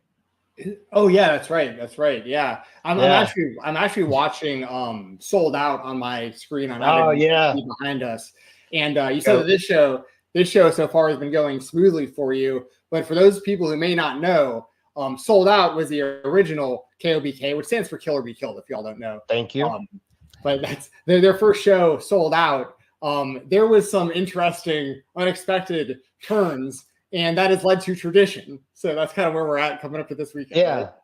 Yeah. That was as many as many curveballs as something that happened so close to bell time. Everything. But it's an easy show, right? We're at a place that the Cobra takes such good care of us. We've got a great locker room. We're only doing 5 matches, which anyone that has watched our shows knows. They're like, everyone, I'm like, we're doing 6 to 7, and everyone's like 8 or more, and they're a little long. Like, feel like I never aim for 3 hours, but man, like my favorite show other than Sold Out was the last one we ran at the historic TWE Arena. Die Young, man, that was a show that we had so much on it, like so much in that show. and it's to this day like it's I think it's I want to say 245 or 3, but I just love that show because everybody wanted it, man. It's one thing when you're in a locker room, right, and it's easy when you're really busy and you're really great talent. That's something that if it's our show, I want you got everyone like they're booked on KOBK, that's a big cosign. So to have 5 matches of talent that I have to worry about, like it's been so good. I can't wait to be back at the Cobra, man. It's like my favorite place probably to do wrestling, and we haven't even ran a ring wrestling show there yet. It's just been all no ring, but it's such a special place, a fired up place. You're always going to get almost those sup vibes, Jensen. It's that thing of like, not it's you do have wrestling fans there, but a lot of people are just kind of like, what is $20 to get in here and see some wrestling? I'll do that. I don't give a shit. So it's that cool melding pot of like, I'm not sure what's happening, but this is just wild. Well, and also like you mentioned, no ring. That was started as a tradition out of necessity. Yeah, necessity. Yes. The first show that you had, the ring was not available last minute. And it's one of my favorite things. Like we had people ask, man, like, like that went so well for as crazy as it could have went. Which again, I always say the locker room, like the locker room saved that show. Like it could have easily just gone off the rails, but man, everybody came out with great attitudes, wanting it to be, like I want to go tonight kind of vibes. And it did. So then I have people telling me, yo, that's, KOBK, every show needs to be a no ring. And I'm like, I want a ring. I didn't get into this to do no ring. So it's something though that we do. We always have fun with. It's something obviously Hardway Heater is one. He's done no ring shows for multiple promotions. Sean Campbell. We're getting Luther in the no ring this time. He just had a really cool match for C6. He wrestled the Bev in East Nashville. So, and Luther and Bev just went, man, like they went. It's one of those things that Luther's kind of the best kept secret in a way of us right now, because he worked for a lot of smaller Southern promotions. And then when he kind of did start to get, in full swing, man, he's a whole ass person outside of wrestling. Like he has like a real person job and like a real family, kids. So just a lot got threw at him. So when that momentum got going, man, he kind of had to step away. So getting him back out and having him, Friday against Finesse, a match that I've wanted since when I met Finesse, I just knew they're both so creative. You were the first person that put me on Finesse. You were way before anyone else. Yeah. Well, yeah. I got lucky because Heater was there. I want to say first day. Like I literally think the first day of training, Finesse ever was in a ring. Heater was there, and he called me. If it wasn't the first day, it had to be like within that first couple weeks. Called me like, this kid has no idea how good he can be. This kid has no idea, like so athletic, so confident in a way that you can't teach. So I appreciate you putting my name on it, but it's definitely, that was Heater just like right away saw what Finesse. And then now, you've got the show on Max. We're here. It's something that's really cool to be a part of and be a small little piece in the story of Finesse already and what he means quickly. I mean, he quickly in the scene of independent wrestling, especially down south. I was going to ask about the no ring portion, and you mentioned like a lot of people are excited for it. Has there been anybody that you've asked, be like, hey, do the show, by the way, it's no ring, and they're like, oh, I don't know about that? No, so what's wild too is it's one of those these matches always come very. It's a process. Like we've obviously got a couple stories going on. We've got everything with Iggy that goes back to basically day one with us. He was actually, I want to say his first show. Speaking of Cole Radrick, our first show was Nick Iggy versus Cole Radrick in a match that was, too much fun. Like it should not have been that fun. And Iggy's like to kind of answer your question. Iggy's a great example. Iggy's done, everything right in professional wrestling, and Iggy showed up kind of like, oh, this is kind of a new challenge. Okay, I haven't, no ring. What do I do with this? I'm gonna, throw a couple, and obviously you got to give Cole credit because Cole's so creative. They melded so well. But it's always almost an excitement because, as you said, Jensen, when the ring broke, like we had everybody fired up. I told him, like, straight up, this ring broke. I'm gonna pay you right. Like, this is pre-show meeting. I said, I'm gonna pay you right now. You don't have to wrestle. Like, I don't expect you. You were not booked to do this. Everybody was fired up. Everybody wanted to attack it a different way, which is something that says again about just the talent of the scene right now, and a lot of those same faces, right? You're going to see on this show Friday. New, and it's something we're bringing in new blood, right? You got Finesse, you got Jameson Shook, but it is it's always an excitement because it's something I let them know right away. If it's somebody that's not very very hard, like hardcore style, I let them know right away. Hey, I'd love to have you on this show, but I don't. It's no ring. I let them know right away. Right, it's no ring. That doesn't mean you have to do glass and all this crazy stuff. You can do whatever you want, but it is no ring. And 9.9 times out of 10, I'm there. I'm excited for the opportunity, for the challenge, for something different. Yeah, somebody me and you DM'd about a little bit, and me and Jeremy. This is. For people who watch the interview, you'll know what we're talking about, but we were convinced that Braden Toon was going to be on this show. Yeah. Because he was talking about being in Nashville, doing this weekend and that stuff. And I wound up DMing you like right after. I was like, who you got Toon booked against? And you were like, man, he's going to be in Nashville, not at this show, but like, we got something cooking. Like, so we do. I do hope to see Braden Toon. I just wanted to throw that out there real quick because we kind of like false advertised a little bit the last time we talked about this. So I'm glad you did. I will, because of the semi false advertising, I will world announcement. So we're running a show June 30th in Indianapolis, Duke's Bar. It's going to be an outdoor afternoon show. We will be having Braden Toon tag with Kevin Ryan against the Original Sins.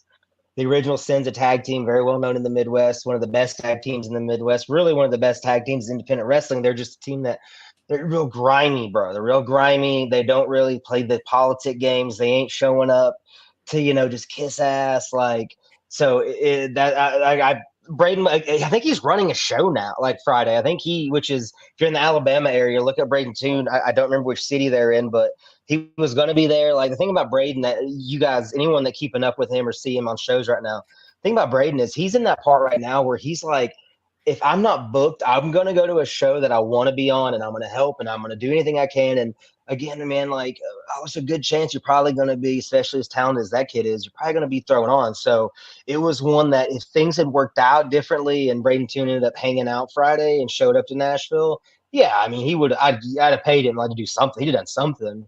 But that was literally the first match, or just saying a minute ago, just how they're very fluid.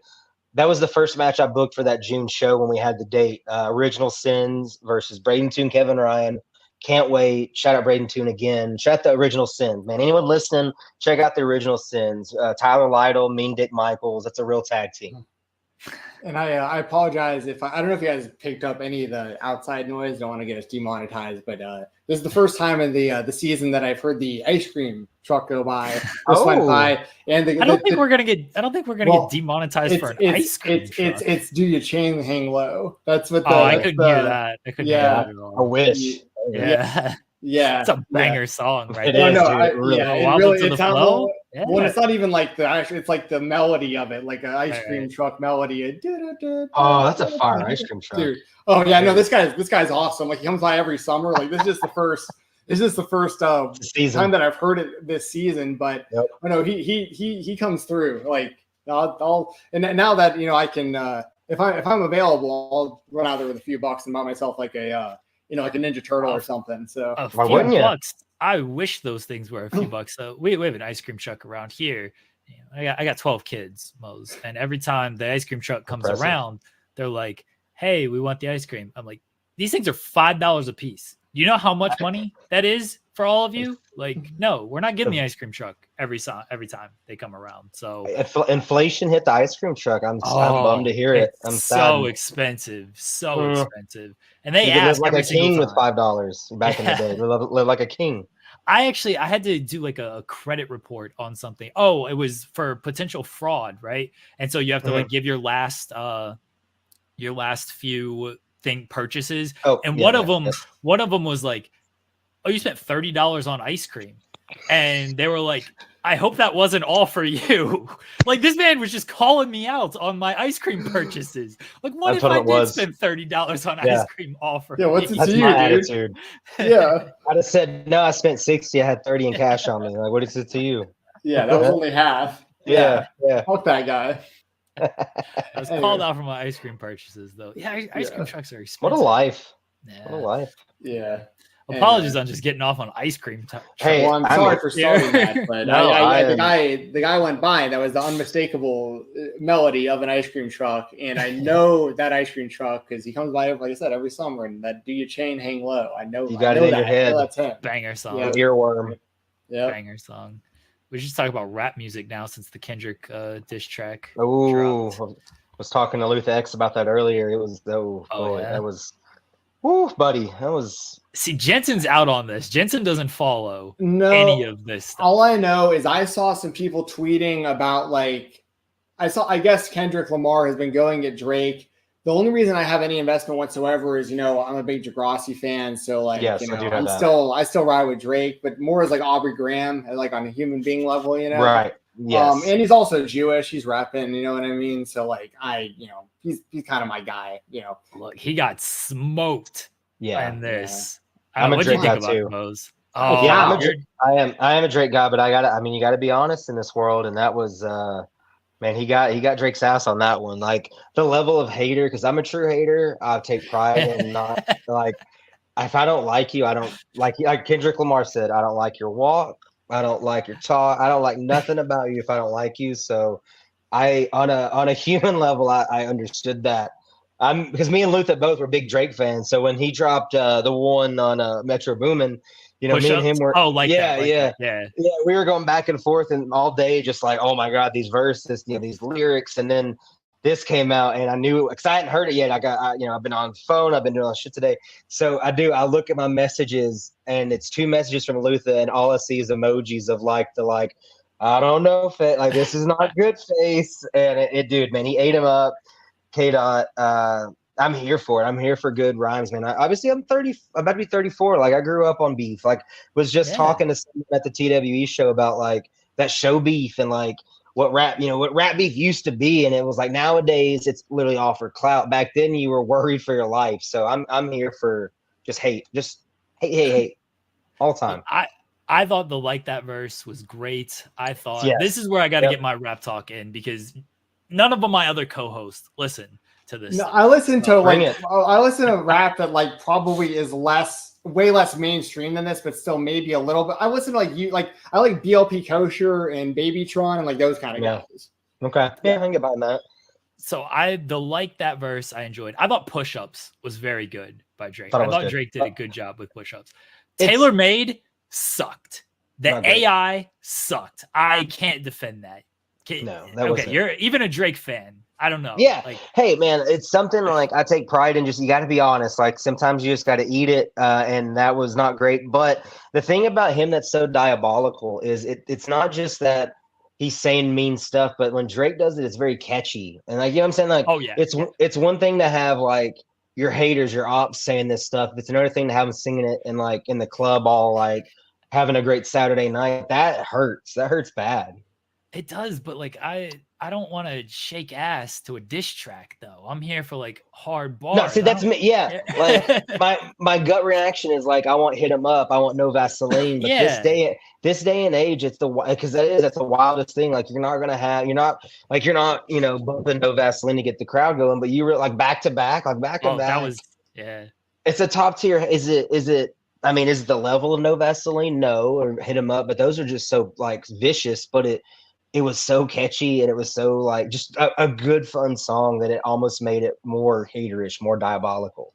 And that is the masterfulness, I guess. Couldn't believe it. Is that he still puts out the mainstream hit part of the diss track, which does get to a lot of people. I still thought the Taylor using the AI. Yeah, it was bad. Yeah, it was not good. But it still wasn't it's not as funny as what the Quavo Chris Brown one were. Oh, that came out of nowhere. That came out of nowhere, and it was the best thing about it. Quavo using a takeoff verse. All Chris Brown said was it was what we it was so easy. He's like, I'm not even going to reply to this. Takeoff's versus better. And like, oh.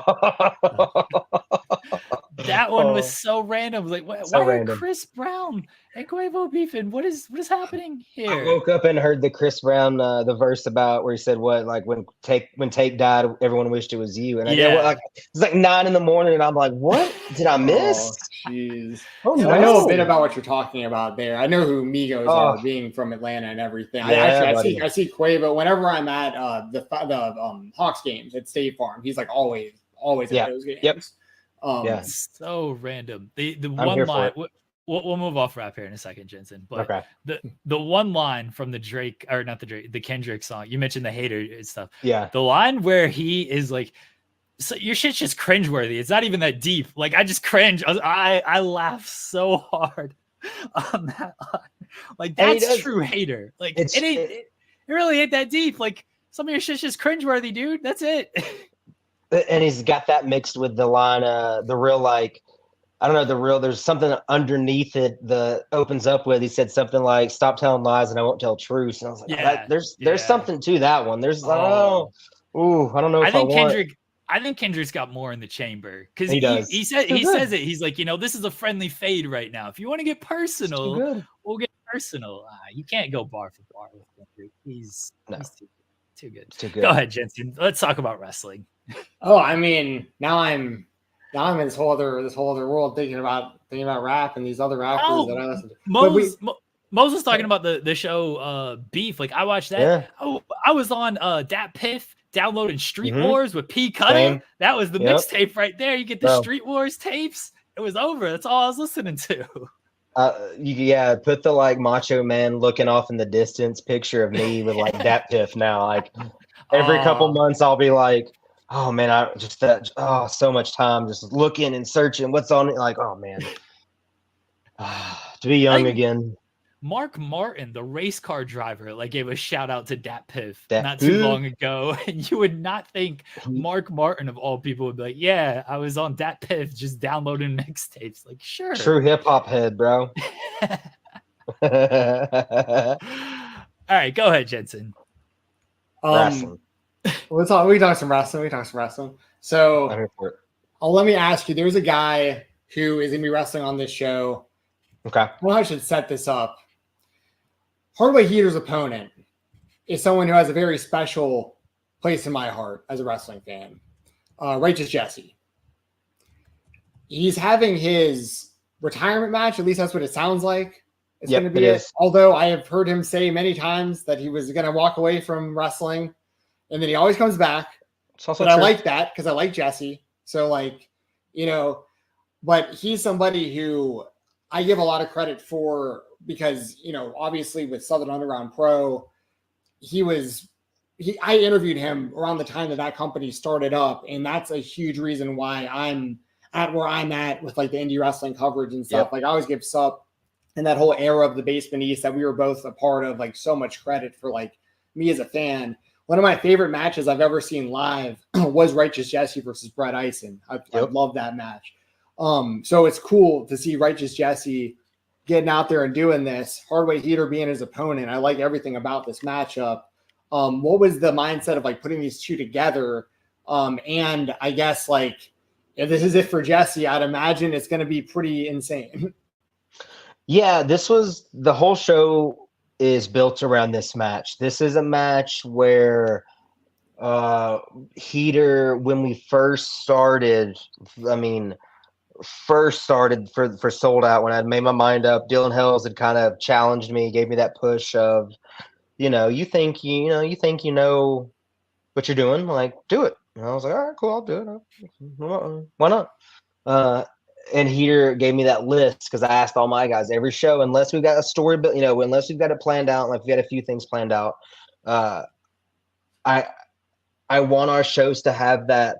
I was such a big PWG ROH guy, so for me, it's like I wanted to have that feeling of you never know, like you never know you're going to see at our show. You never know the matchups. I love the feeling when fans tell me, hey, that's a match I hadn't thought of, or hey, like even the flip side of I've wanted that match for years. So this was one that since the first time I messaged Heater and said, hey, give me, who you want to work? You want to fight this next show? What are you thinking?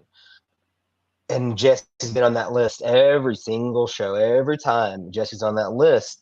But the timing wasn't right. Obviously, Jesse was, focused on production side, commentary side, always down to fight, but one of those, like, if things go awry and it gets real heavy, I don't want you missing, having to miss show. You know what I mean? Because, like you said, this is a different kind of fight. They're both going to be real beat up. I mean, Heater's beat up now. Like that trip to Japan, it's something like he's going to tell stories about it himself. But like, being in cars for 20 plus hours, or excuse me, bus for 20 plus hours, and having that hectic schedule, and being in those kind of matches, like Heater's coming in this banged up, but it's something that we know when it hits that curtain, it's not going to matter. It's because of every time, man. I can see it, knowing like I'm gonna say, who do you want to fight, and Jesse's gonna be on this list. So this is 100% truth. We were talking one night.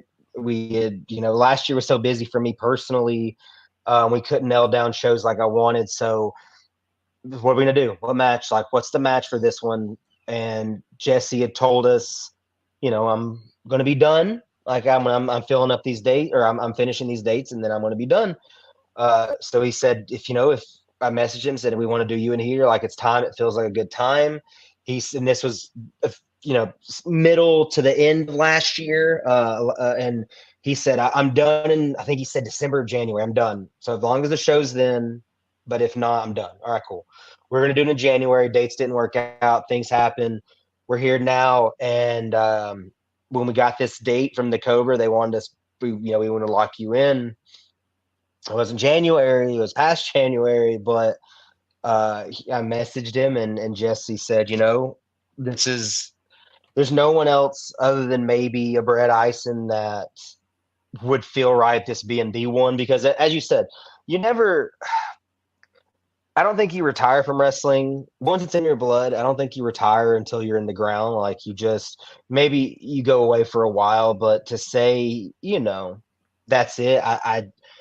I don't believe it, and it's not that I say that in a bad way either. It's not like if Jesse's saying he's done.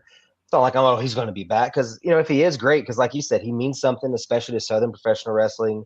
To a lot of us, I was a fan of him, and then I got to befriend him, and now I've known him all these years and gotten to know him and see him.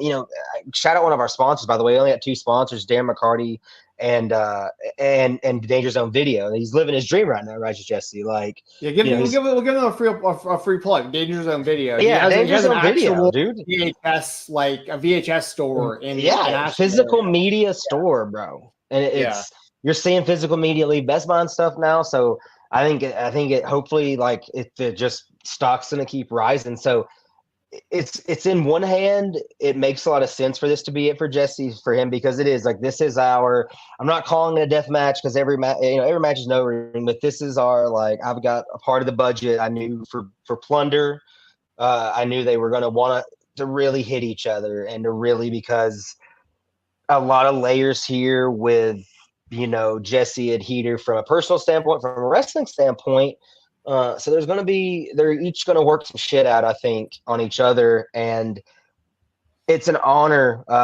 It's really, truly, if it's not, I don't care if this is it or not, for this to be possibly for Jesse to say, this is it for me, and it's on your show. I know Brett's his brother. They've known each other their whole lives, basically. Like, they go back at this point 20 years, you know what I mean? Like, and him and Heater, like, it's that thing, like, him and Heater are just been great friends for years. So it is, man. It's a special match. It's our main event. It's one that I think, whatever you expect, it may be a little more once we get in the moment, because those two have each been saying so. It's a different kind of energy, you know what I mean? A different kind of mindset for two people who already come out of that curtain with just bad intentions. Well, I mean, I'll give one more plug, just please, for Jesse here, that best independent wrestling podcast of all time was Kick Out at 2, him and the Wolfman. Banger. Yeah. I mean, I miss that. I still miss that show. If you guys want to ever go back and listen to, like, a who's who of like indie talent, a lot of which are like, well, I mean, they're gonna hate that I bring this one up, but like they had an interview with MJF at Dojo. I knew you were gonna bring it up. I knew it.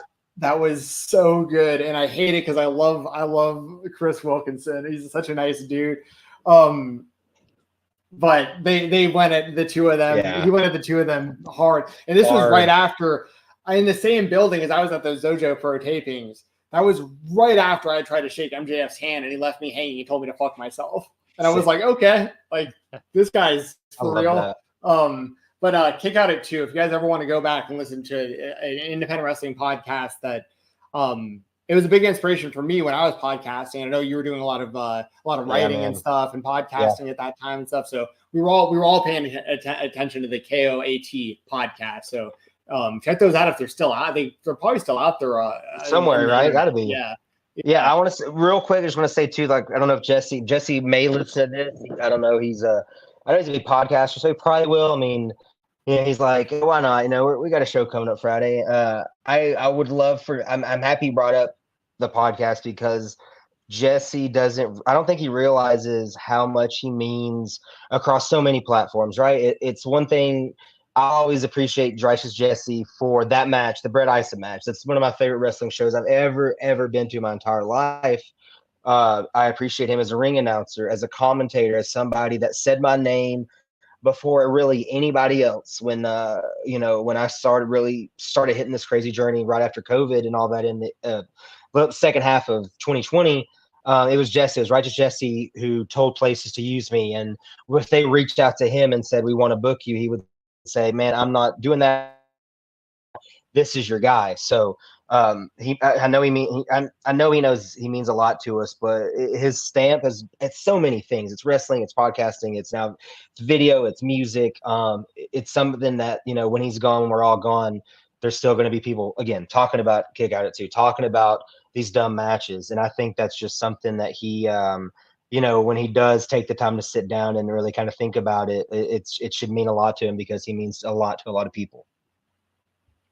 When it comes to putting together shows, I'm always kind of curious about this. And you just mentioned the show is built around the match with Jesse. Yeah. You've got a budget set aside for stuff that they can use and everything.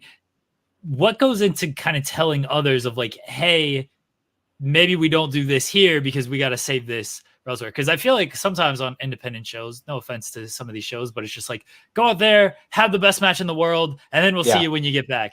And what I do love about your shows, I praised you for this last time, and you brought it up earlier. They're short, which more independent shows should take note of. But it does feel everything is a little bit different. So what kind of goes into the backstage of like, all right, we got to save some stuff for this particular thing here? I'm gonna be a broken record. It's the talent you book. It is the talent you bring to your locker room. And I get it. Budgets are hard. I mean, shit. I mean, I get it. We've done this is show 5 or 6. 5. I think it's our 5th show. So I know budgets are hard and it's hard to fit, but the show is gonna come out with the talent you bring in, and everyone already knows, man. Like, everyone, especially this show, it's so personal. I think that's a great word for One More. Is everybody on this show is either KOBK adjacent, or young, that next generation of talent that we're kind of like this might, we may be wanting to like put our stamp on these of like, this is who you need to keep. So it's a very personal thing for us, and they know it, man. Like, it's something like everybody understands the crescendo of this show is Heater and Righteous Jesse figuring out whatever it takes to figure out for you to be when you're done with, finish your wrestling career in this setting at this, venue with this person for Jesse. That's the moment. So that said, though, it's still, it's like building a beat. Let's bring it back to hip hop a little bit. We're building that beat. Do you want your first match of the show to be the best match of the entire show? I mean, maybe, probably not, but maybe, but we're really building that main event, but we need to have that hook right away that's going to bring you in. So It's about bringing them in with something. I know people hate it. I love a good scramble to start. I love, it's like a fun tag team, something a little other than a singles match to get going. I think it's just those little like curveballs that kind of get you going. Like, I don't know, it's like a little, that little thing in the beat that only you hear, that you tell your buddy, like, you hear that little thing and they're like, I don't know, I guess.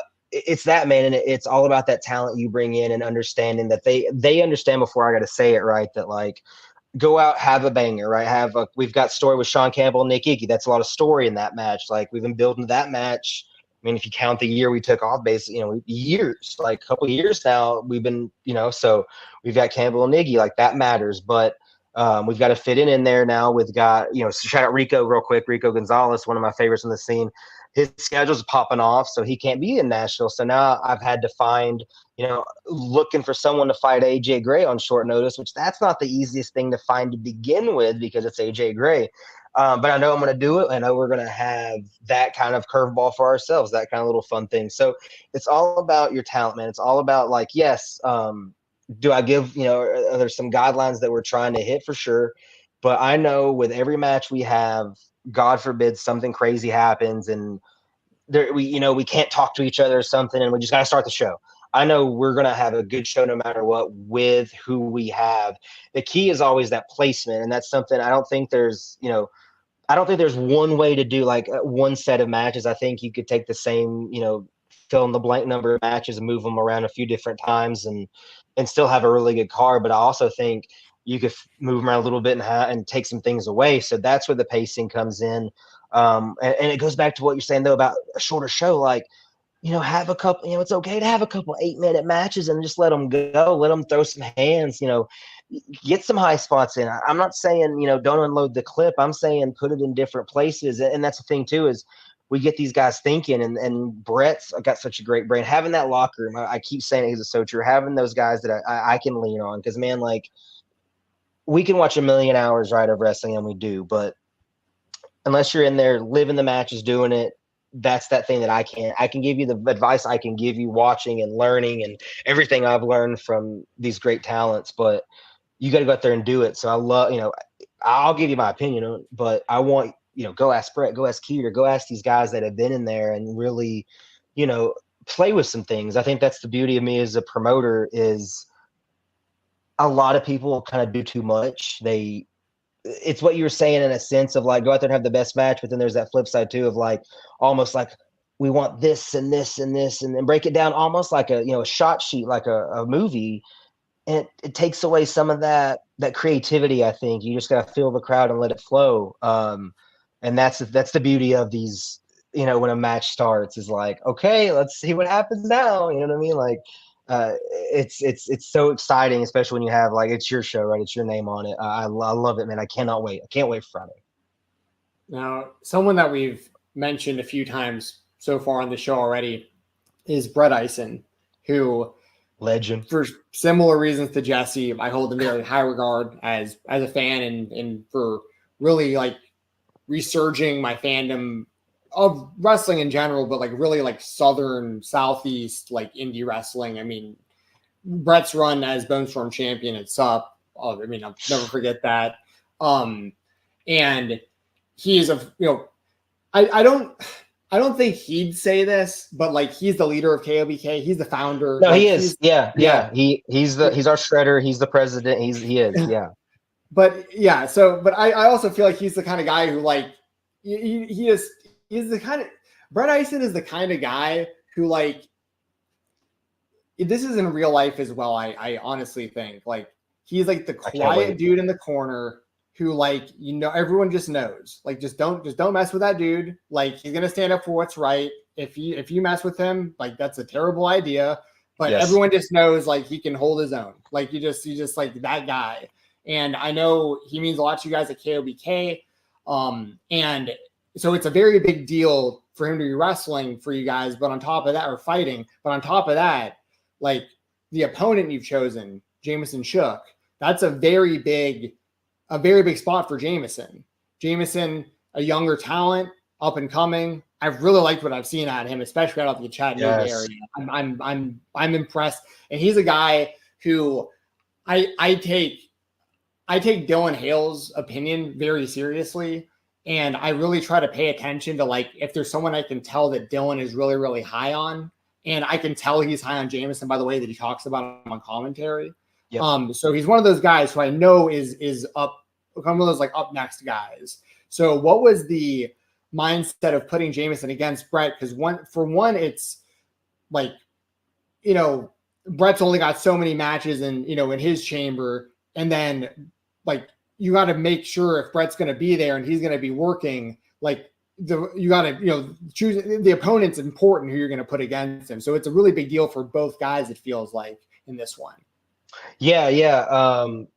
Real quick, to answer sort of that beginning about him being like the lead of the press, like it's the best way to sum it up is Brett is Jax Teller and I'm like a mix of Chibs and Bobby Elvis. Like, he's the prez, I'm the VP in a sense. Hardway Heater is that sergeant at arms that's ready, you know what I mean? And same with Luther, we have a couple of those, and same with Sean. Like we kind of had three psychos that you could fit in that umbrella of we need real gross business done. Let's do it. So it's the beauty of it. It's like it just works, man. Like everything's been so easy with putting these together. And the thing with Jameson, man, it's very fluid. I love that word because it's so true with the name, even like One More, right? It's Righteous Jesse, right? One More. It's like, we didn't even mean that. Like it's a callback to the scene in Ocean's 11.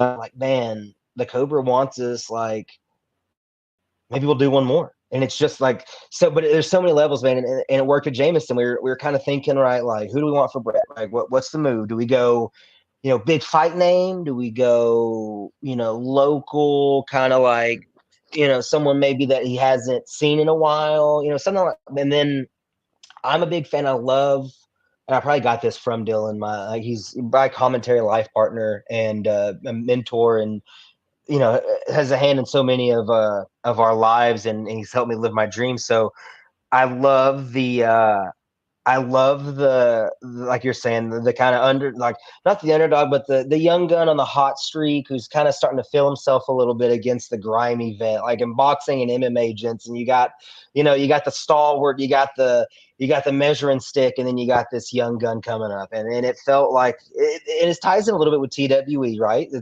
There's been some back and forth with KOBK and Totally Shook, Finesse and Jameson, the TWE tag team champions. They beat the boys. They beat Heater and Campbell for those titles. It's not necessarily a rivalry per se. It's just more of a, you're not just, you beat us, but like that ain't so. Like this is a war. This is not just one battle.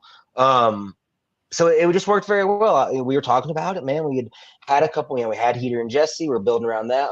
Let's do what we can do with Brett. And then it clicked like, why don't Jameson, because Jameson beat him at TWE, kind of rolls him up, little flash, which in my opinion, finesse to a Talvin, which anyone saying Rocky, you know what I mean? Like it's over, but no. So let's do it again. Let's see if he can beat him in a ring. Okay. A little surprise, had a little flashbang of a towel thrown by Finesse. So let's put you in a no-ring situation. We're going to put you in Nashville. You're going to be the away team now. We're going to be 20 minutes from Brett's front door at a bar that we hang out at and drink at quite regularly. So, and Jameson's credit to what you're saying, Jensen, and the attitude that I love about him is there's no fear. It wasn't Brett cut a promo, said, come get it. Jameson said, okay. And I saw him this past weekend, man. He's locked in. He's beat up. I mean, it's the beauty of being young, though. You can get through that a little easier. But Jameson's been busy, and it's something I'm very proud of. He's a talent. I cannot say it. Same way with Finesse, too. If I'm buying stock in two talents, those two right there, because the sky's the absolute limit. Sorry, one more, Jamie. I just don't want to forget to ask about this. So someone who is KOBK, but hasn't really been available for you guys for a while now, that's having a lot of success, is Akira. Right. How do you feel about seeing where he's at? I mean, this guy He just won a War Chamber in MLW. Like he's endorsed by Raven. He's basically looks like he could be the next big quote unquote, babyface hero of MLW's whole brand potentially. What's it like seeing the rise of Akira and where he's at now? He's somebody that I'm not sure he's probably like the rest of us. I don't know if he's ever going to get the credit he really deserves. You go back and look at Akira a few years ago, and man, like it's like he's just fighting to live. You know what I'm saying? Like just wanting any opportunity. I'll be at your show. I'll give you everything I got. I'll bleed for you. I'll give my entire soul for you. And you see it now having that match with Suzuki, which is something that whole week, he's just in the group chat like, I can't believe this is happening. I can't believe this is happening. And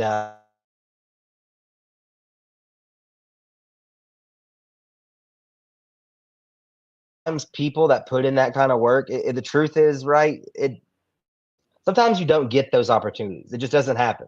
It doesn't happen for some people. It sucks. But Akira, just to have that match, and like you're saying, the MLW stuff, like anything he really sets his mind to, I think when he's put in the position, he's gonna not only hit what you need out of him, but exceed. I wish we had to see him more. That's the problem, right? We're all down here. He's up in New York. I wish anytime we try to get him, it's just hard, man. It's the beauty of it though. He's so busy. He's offered to try to do like ride a big time, how many ever hour bus down just to try to make it work. And it's like, bro, no, man, like you're a superstar right now. Like you're really hitting on. I don't want that for you. He's somebody that he's put that time and he's put the work in. And I can't wait. I can't wait to see what's next, right? Because how many of us thought, man, like it's same with Brett. I don't know if Akira's going to get that Suzuki match. I didn't know if Brett was going to get that Kingston match. And sometimes, man, you get those matches and it gives you that little kind of a little pat on the back that not just keeps you going, but it kind of fires you back up. And I think that's where Akira is right now. And like I said, not even to take away because the MLW, but I just know how much that Suzuki match meant to him.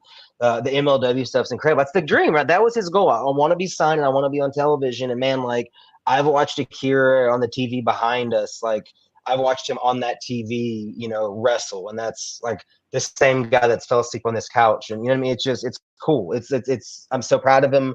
I couldn't be more happy for him to be able to live these moments out.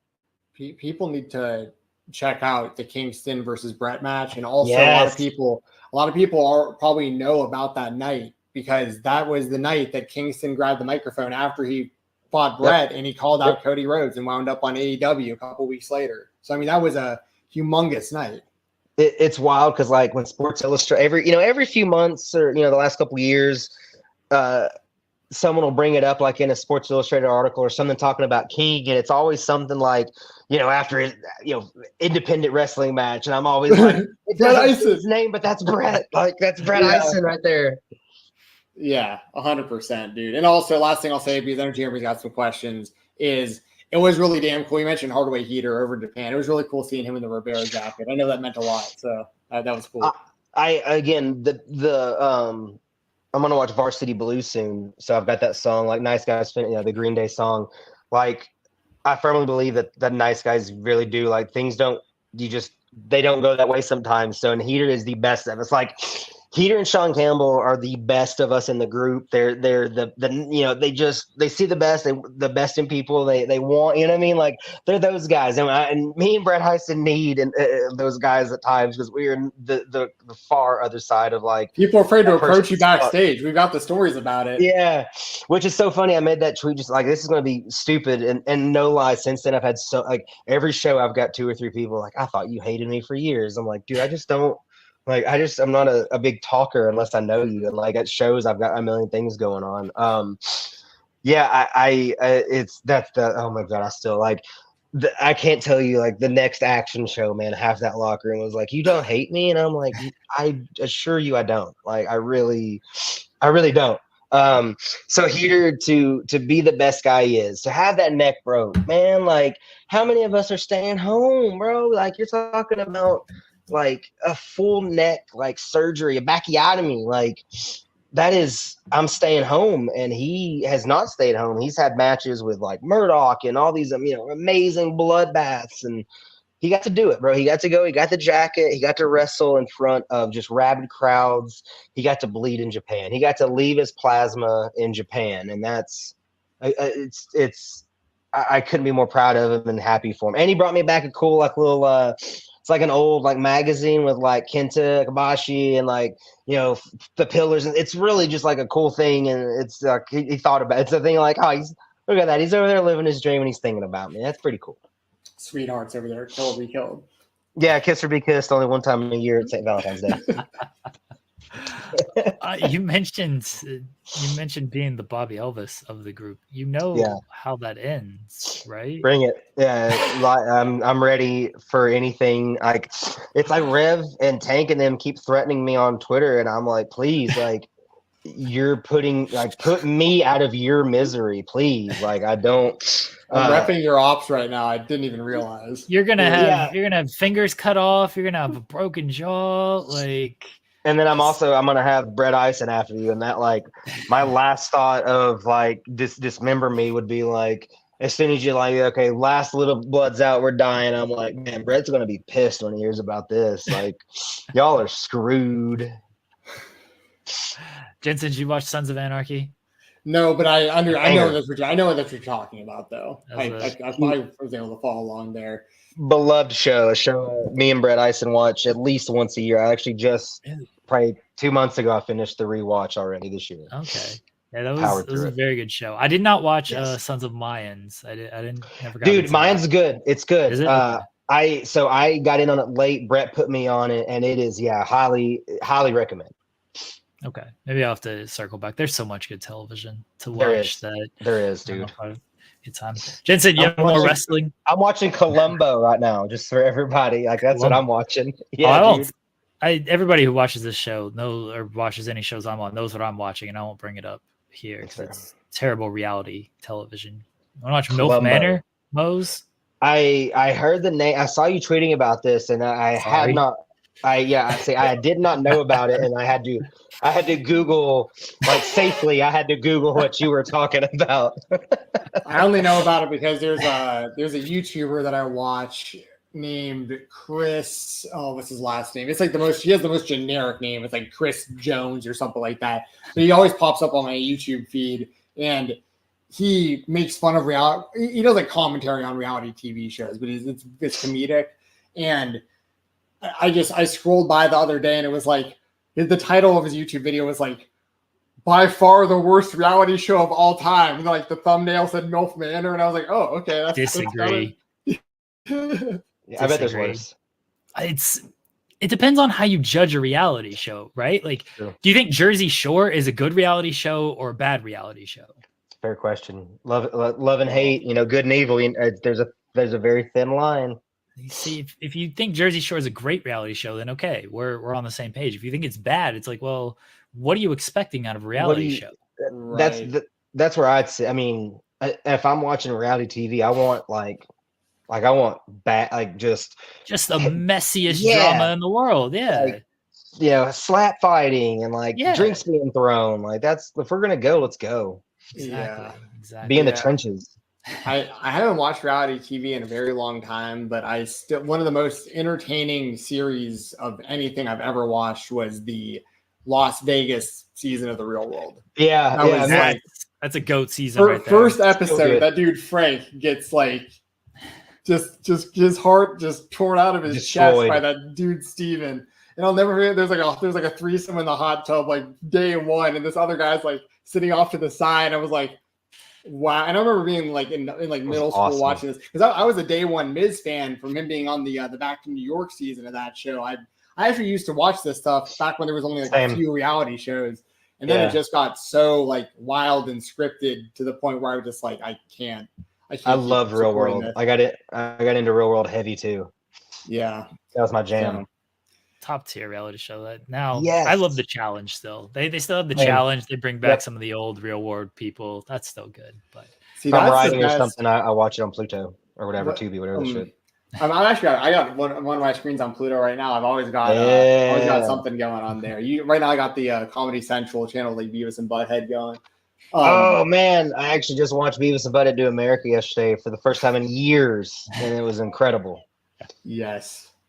There was something. What did reality shows? There was something I was going to bring up, and now I can't even remember what it was. And I guarantee you, it wasn't important.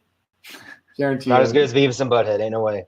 No. Also, speaking of Pluto, I can give you a quick, funny Hardway Heater story. I'm actually maybe my favorite Hardway Heater story. This would have been a year or two ago. We were just hanging out, like it's me and Heater and Campbell and Brett. We're just kicking it, and I'm watching Dog the Bounty Hunter on Pluto. Just just throwing it on, right? Just like, why not? And Heater says, like the intro's going, and Heater kind of laughs to himself. And whenever he does that, I'm like, can't wait for what's about to happen. And he goes, "Can you believe they paid some knockoff to sound like Ozzy Osbourne?" Oh yeah, it gets dead quiet. Well, no, it is Ozzy. Yeah.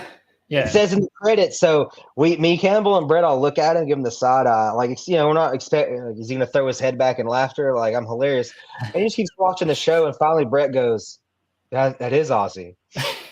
And he goes, "No, it's not." And we're all like, "Dude, yeah, it is." And he had to he Googled it on his phone, man. And you're talking about pure shock.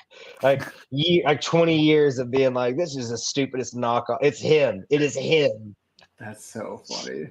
My favorite Heater story. Like I can't describe that. Like this doesn't even sound like Ozzy really. And we're like, I always hear Cartman's voice singing it because of that South Park episode. Same. Yeah. Great episode. There's a lot of good stuff in that episode. Yeah, that's the one where they become like the hall monitor, right? Yeah. That was the one when like Ike's like banging the teacher. Yeah. Incredible episode. Yes, going down on her in the bathtub. The bathtub with the snorkel. The snorkel, yeah. No, that show is still funny to this day. That is a very top tier episode. Yeah. Always. Oh my gosh. Oh Forever. Man. Is there any other wrestling stuff that we should be talking about? Well, give me your thoughts real quick on what's been going on with Action Wrestling, because a huge show just happened. Man, and, big title change with Manders dethroning Alex Kane, and then you got. I mean, y'all got me because I thought that Adam Priest was the new IWGP champion. I did too. Man, so, but you're setting up for what is it, next month or June technically? Steel Cage. So yeah, tell us a little bit about. We had Matt Griffin on the show like a week ago. So, oh no, he should have put me over more. Matt, I love Action is a place where that's home. It's been so cool to see the rise, right? Of I think this is 6th year anniversary. I've been around for four of those. So since end of 2020, I've been a regular. It's me and Dylan Hells. That's the team, along with Senior Scott Hensley as the ring announcer. So that's the big three at Action Wrestling. And it's something I'm really proud to be just a part of.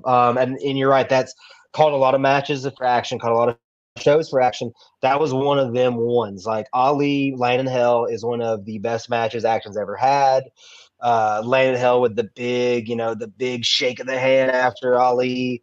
Let him know, man, you were there, and that's a big get. Cruel and Adam Priest. We got Steel Cage, man. How big of a steel cage do you have to get to keep Cruel so big? We're gonna need a giant. I told Priest he should expect us to get the WCW triple cage and just cut holes in them. That's how much space you're gonna need for Cruel. And yeah, man, borrow the Punjabi prison from Brett Lauderdale for a night. Yeah. Hey, Dylan, get VIF to get us the Punjabi prison, please. Go Thanks. steal it. Yeah. Send those guys in there. Dude, shout out VIF, by the way. We're talking about SUP, man. It's something. It's Manders, right? You said it. Manders won the Action title. Someone that, man, he showed up to SUP to help set a ring up. You know what I mean? Like, I will do whatever to be on this show. Had some great matches in the Basement East that I know. I was talking about that on the weekend or this past Sunday, because I was talking about Manders winning the title, and I was like, man, when he came in, for the lore of this guy, when I first saw him, was Teddy King was the one getting pushed as the top villain of SUP basically at that time. And Manders was like his understudy, the guy who was like also in the varsity. He graduated from JV to varsity. And JV Newman. That's right. JV Newman was on the JV and couldn't get in. And then Teddy King just quits wrestling mid storyline. So they give all the heat from Teddy King to Manders, and then wind up doing Manders and Jaden Newman. And I remember even back then, people calling out for stupid, sexy Manders all the way back then. So he's a guy who just seen him go from the corn-fed cowboy Steve Manders to what he's done with the SGC all these years and stuff. And to win the SCI, the SCI, I was about to say, coming off an SCI win. It was last year, right? Last year, he's the reigning SCI, and he is in this year's field, so he could be a two-timer. Hell yeah! So I mean, for him to be the one to dethrone Alex Kane, I said this on the Weekender once again, but I mean, he's the right choice. I have no problem at all with him being the successor to Alex Kane holding that championship. Great guy, absolute just hand in that ring, man. You're talking about pack a lunch. Manders he's gonna bring it. He's gonna hit that lariat. I'm very, very fired up for his match. We've got Manders coming up to Duke's up on June 30th in Indianapolis. We're going to be doing Manders and Big Dave. Big Dave. Big Dave. Fired up for that one. And what a match for Dave to have, because of what we're saying, because of where Manders is at right now. And Dave's the same way, man. He's been grinding. He's been showing shows for years now. I'll set a ring up, and if you could throw me in a scramble, I'll throw a lariat. And look at him now, man. Big Dave is a force down at TWE. He's a force at New South. Manders, Big Dave. That's another match I'll announce for you guys. That's a world premiere, like it's TRL. Carson Daly. Carson Daly. Shout out Manders one more time, because he's a grinder, great human. Anytime, when we went up to Iowa to see Caitlin Clark play. He messaged, go, you got to eat here, you got to do this. See, it's just the best of the best, Manders. Love that guy. Shout out Steve. All right, I got a lot of questions I can ask you, but we're getting about an hour here. This one we might legitimately have to cut out of the interview. Okay. So I'm gonna just throw that out there. Yes, because you're the only person that I think would have any damn clue as to what I'm even getting at with any of this. So I just thought of this because of thinking about Teddy King and some of his feuds, and then it got me thinking about the Basement East. I know where this is going. The Lego match and all that stuff. Yeah. What is your current opinion of Mr. Brickster and what he is doing on the internet right now to himself? I would say cocaine is a hell of a drug. This is probably gonna get quiet. The thing is, I like the guy. I've hung out with him in person in Nashville. I actually watched All In with him years ago, the actual All In pay-per-view. I watched with him in Nashville. I was a big supporter of this guy. I interviewed him multiple times, and then he just seems to have it's like he hates the wrestling business. Every time I see him tweeting, I'm like, this guy has lost his mind. But then I'm the few people I see interacting with the tweets sometimes are like, it's Luther. That's so. Oh, he does, man. Luther is an agent of chaos. The fact that Luther is the man he is with the job he has, and is the person he is underneath it all, says so much about the American system. Because I don't think I've ever met. And listen, again, I'm an avid hater. I've never met anyone that just. He soaks up the absurdity of things like Luther, and he loves it, man. He loves Brick as a character. He thinks the tweets are hilarious. And listen, man, they are funny. The things that get me is when he goes super heavy on wrestling, and I'm like, listen, man, you were given some really good opportunities. So to have this attitude now of like, no one ever did anything for me when your first match, like, I'll never forgive. Like, I'll be honest, like, Brett Eisen and Kerry Awful was a match at Southern Underground Pro that we had for months. I had wrote a couple articles about, and we had, built a lot on internet, and it felt like it was going to be this special, big kind of like, oh my gosh, kind of match, especially that run Brett was on. And you get to the venue that day, and what's happening is Brick's having his first match ever against Kerry Awful in the ring where we're supposed to see Kerry Awful wrestle Brett Eisen. So I'm standing there. This is before I'd really like crossed over to that path in the business, and I'm standing there just a fan, like, Brett did not mention this, that's because me and Brett had talked, we were becoming good friends at this point. We had known each other for a few months. So I as far as I knew, he was wrestling Kerry Awful. And so Brick, that's a pretty good first match, in my opinion. A lot of people never get to be on the stage of Southern Underground Pro, let alone against someone like Kerry Awful. So, I hate that he gets that way, because the truth of it is freaking hilarious. Like, out of pocket, I don't know what's going on. I do know that Luther X may be just an avid fan of anything that shouldn't be a fan of. Well, I mean, that's the only reason I notice is because I'll see these. Dude. I'll see it, and then I'll look, and it'll be like one like, and I'm like, who is it? And then it's the same way whenever I see like a super messed up, like a really funny, like very dark tweet pops up in my timeline, I'll be like, I know who liked that. I know why that's my timeline. That's funny.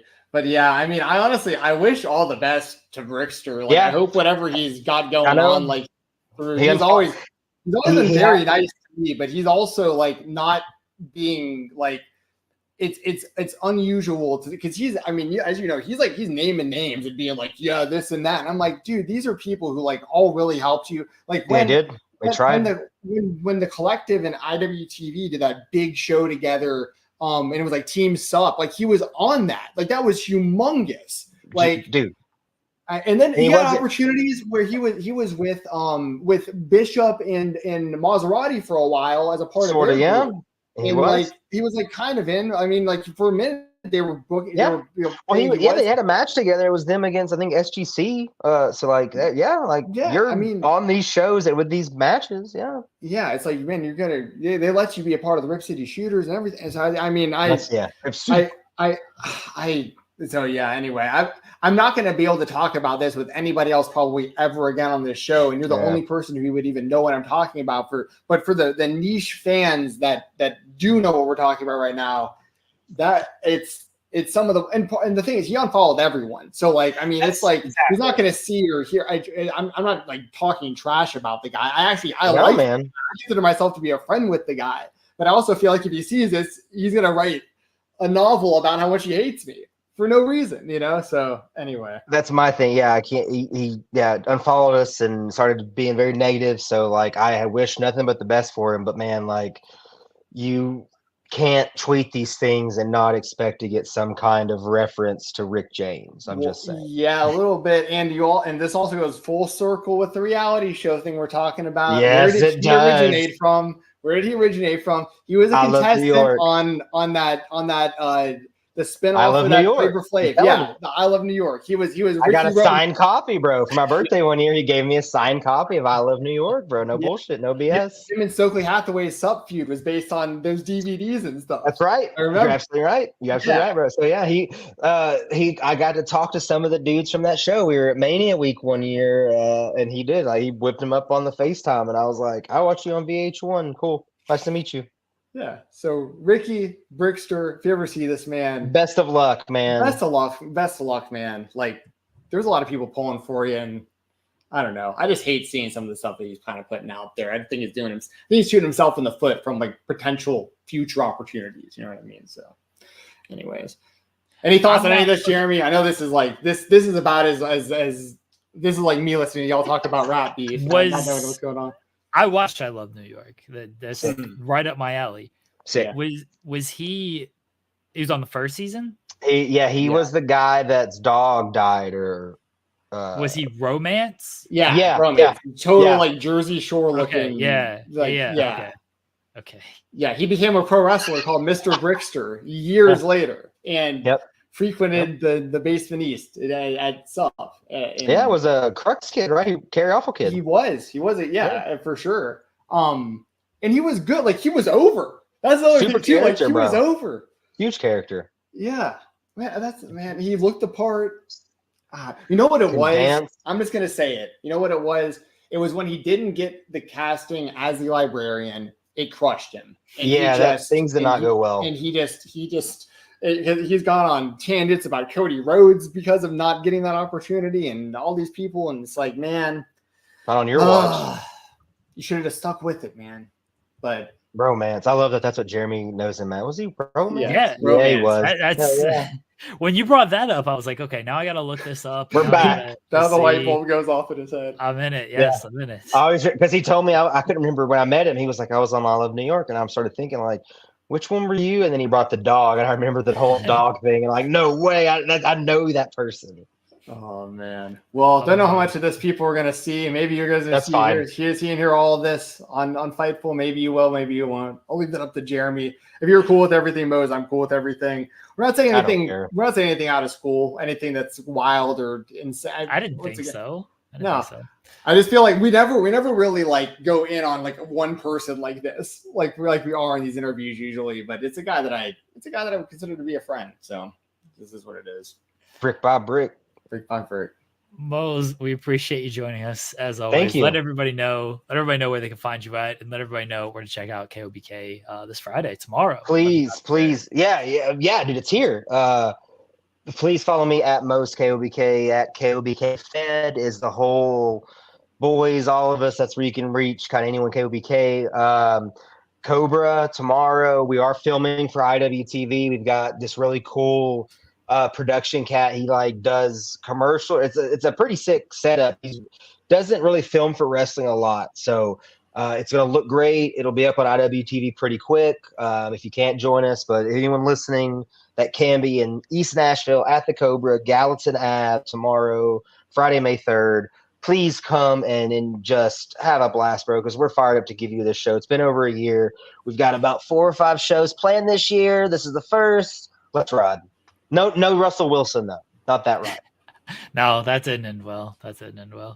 Links are below, everybody, to check out the show, to support, to if you're in the area, to come out and see it live, see all the action live. Mose, again, we appreciate you always hopping on here with us. Thank you for indulging in the rap music and the reality shows. Always. With everything. And guys, we'll be right back here on the. We're back. Big thank you to Mose, as always. Again, aside from Cole Radrick, I think he's been on the show the most. All right, so Jared's saying that's a Ears Hang Low, a children's song. I believe that. I do. But, us, we just think it's Do Your Chin Hang Low. Who cares about the Do Your Ears Hang Low song?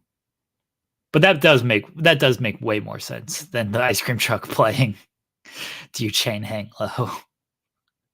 I like that version of the story better. That's what we're going to go with. Let's not let facts get in the way of a good story. All right.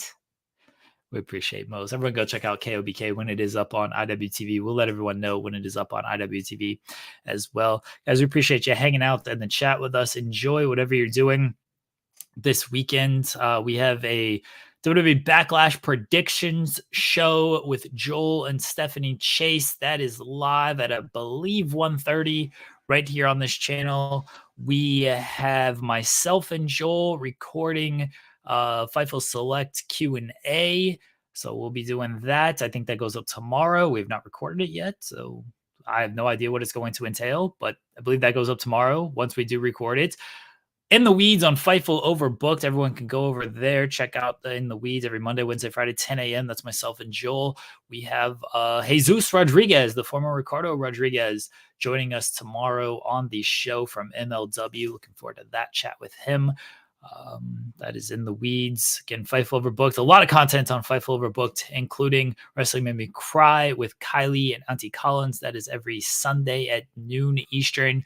And we have Coexisting with Rob and Maggie every Friday at 3 p.m. Eastern. A lot of great stuff going on Fightful Overbooked. I believe Corey just did a new interview as well. That's dropping a little bit later on today, so you can check that out as we appreciate it. We'll be back next week recapping Backlash.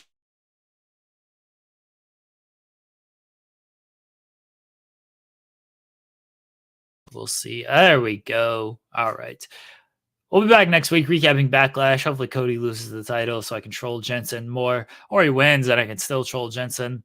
Recapping everything going on in the world of wrestling. We appreciate you guys. Everyone have a good weekend. Enjoy the wrestling. Enjoy whatever you're watching. We'll talk to you next week. Bye, everybody.